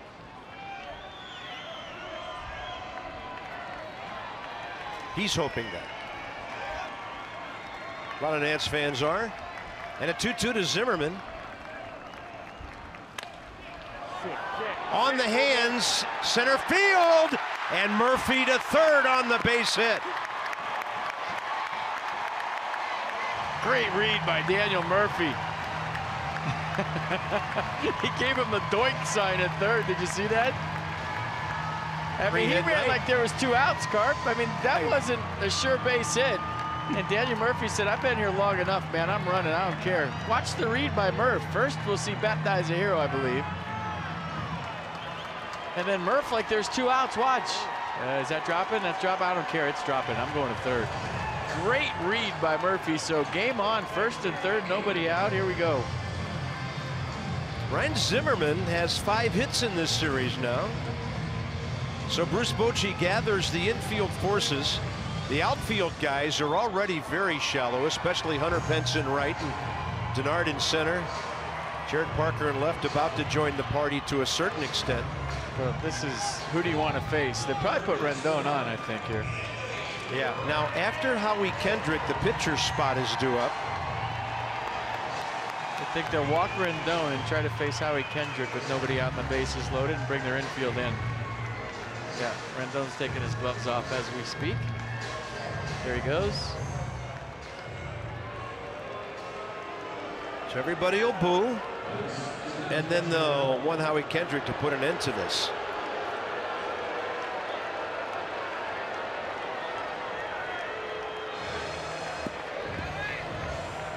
Are you looking for something to lift? I mean, Hunter Pence is playing a deep second base right now. Denard Span's playing rover in center field.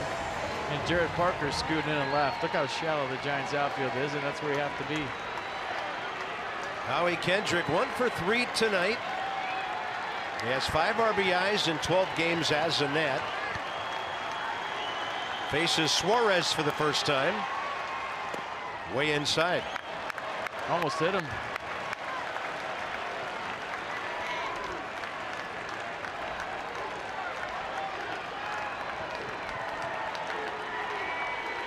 Traffic. Lots of traffic.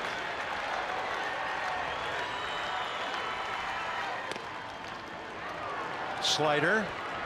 Outside edge 1-1. I just think right field here for the win. If you're Howie Kendrick, easy to say up here. His pulse is going a million miles an hour, but let the ball get deep, fly ball to right. That's what you do best. Did he hold? Yes, he did. 2-1. That turns the at bat around in the hitter's favor. Gary Mills was yelling at somebody in the Giants dugout.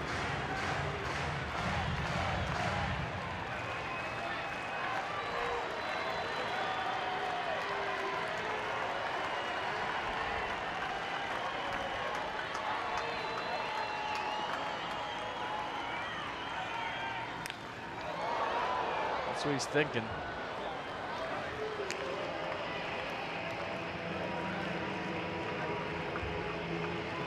Adrian Sanchez, because the pitcher's spot is next.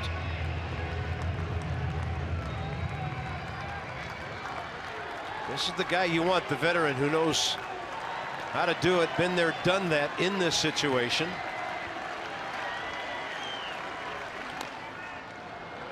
And Howie was not taking any chances with the strike zone tonight, too close to be taken. It's almost like you got to sell your soul to something outside right here and just go with it. If he blows you up inside, foul it off or live the fight another, but whatever you have to do. But it seems like Nick Hundley wants everything off the plate away. Come on, Howie. 2-2. There it is. That ball's going deep. That's a walk-off grand slam for Howie Kendrick. Touch all the bases, all 4 of you. And the Nats win it 6-2.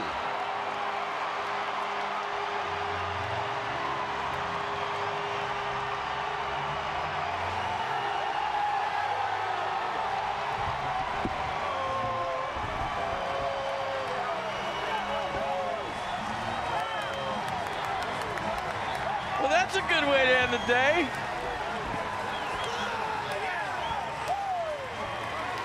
Veteran guy.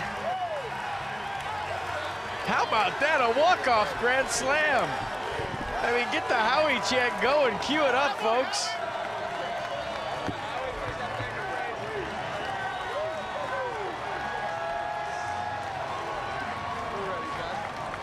That was cool.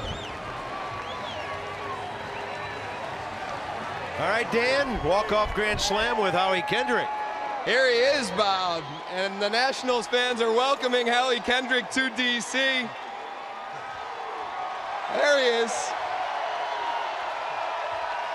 Howie, you step up in that situation knowing you need a fly ball to probably win the game. What's your mindset when you step in? Man, just trying to get it done. You know, it's a long game, doubleheader today, and you know, it's really important to try to win series. And you know, I was so pumped right there in that situation. They walked Tony, and just have opportunity.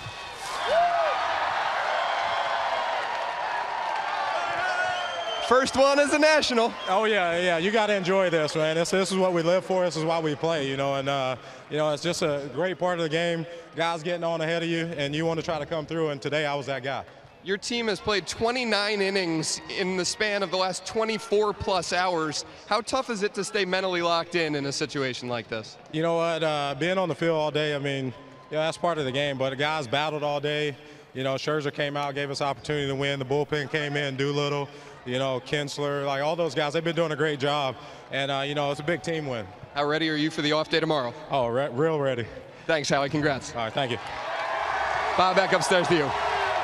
What a nice thing for Howie Kendrick to have happen to him. And, of course, he made it happen. And how about a Miller moment? Yeah, just like we promised you early in the ballgame, it's Miller time, brought to you by Miller Lite. Geez, I wonder what it's going to be. And that's the first pitch he saw that had some plate. Everything was away. That one kind of hung out over, and not only did he get the sac fly, got himself a hit and 4 RBI, a walk-off grand slam. How often do you see that? I don't know if I've ever seen that before. Everybody at home plate celebrating another Curly W.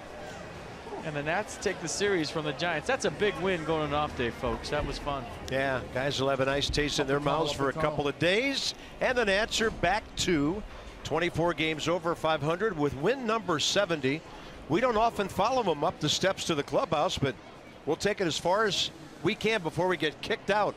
The Nats win at 6-2, out hitting the Giants 11-6, and now it will be the Los Angeles Angels here on Tuesday night. 29,085 saw it. Hope you enjoyed it. A long night of baseball, and Howie Kendrick made it pretty worth the wait. See you Tuesday. This has been a presentation of Masson. Johnny and Ray straight ahead from the booth.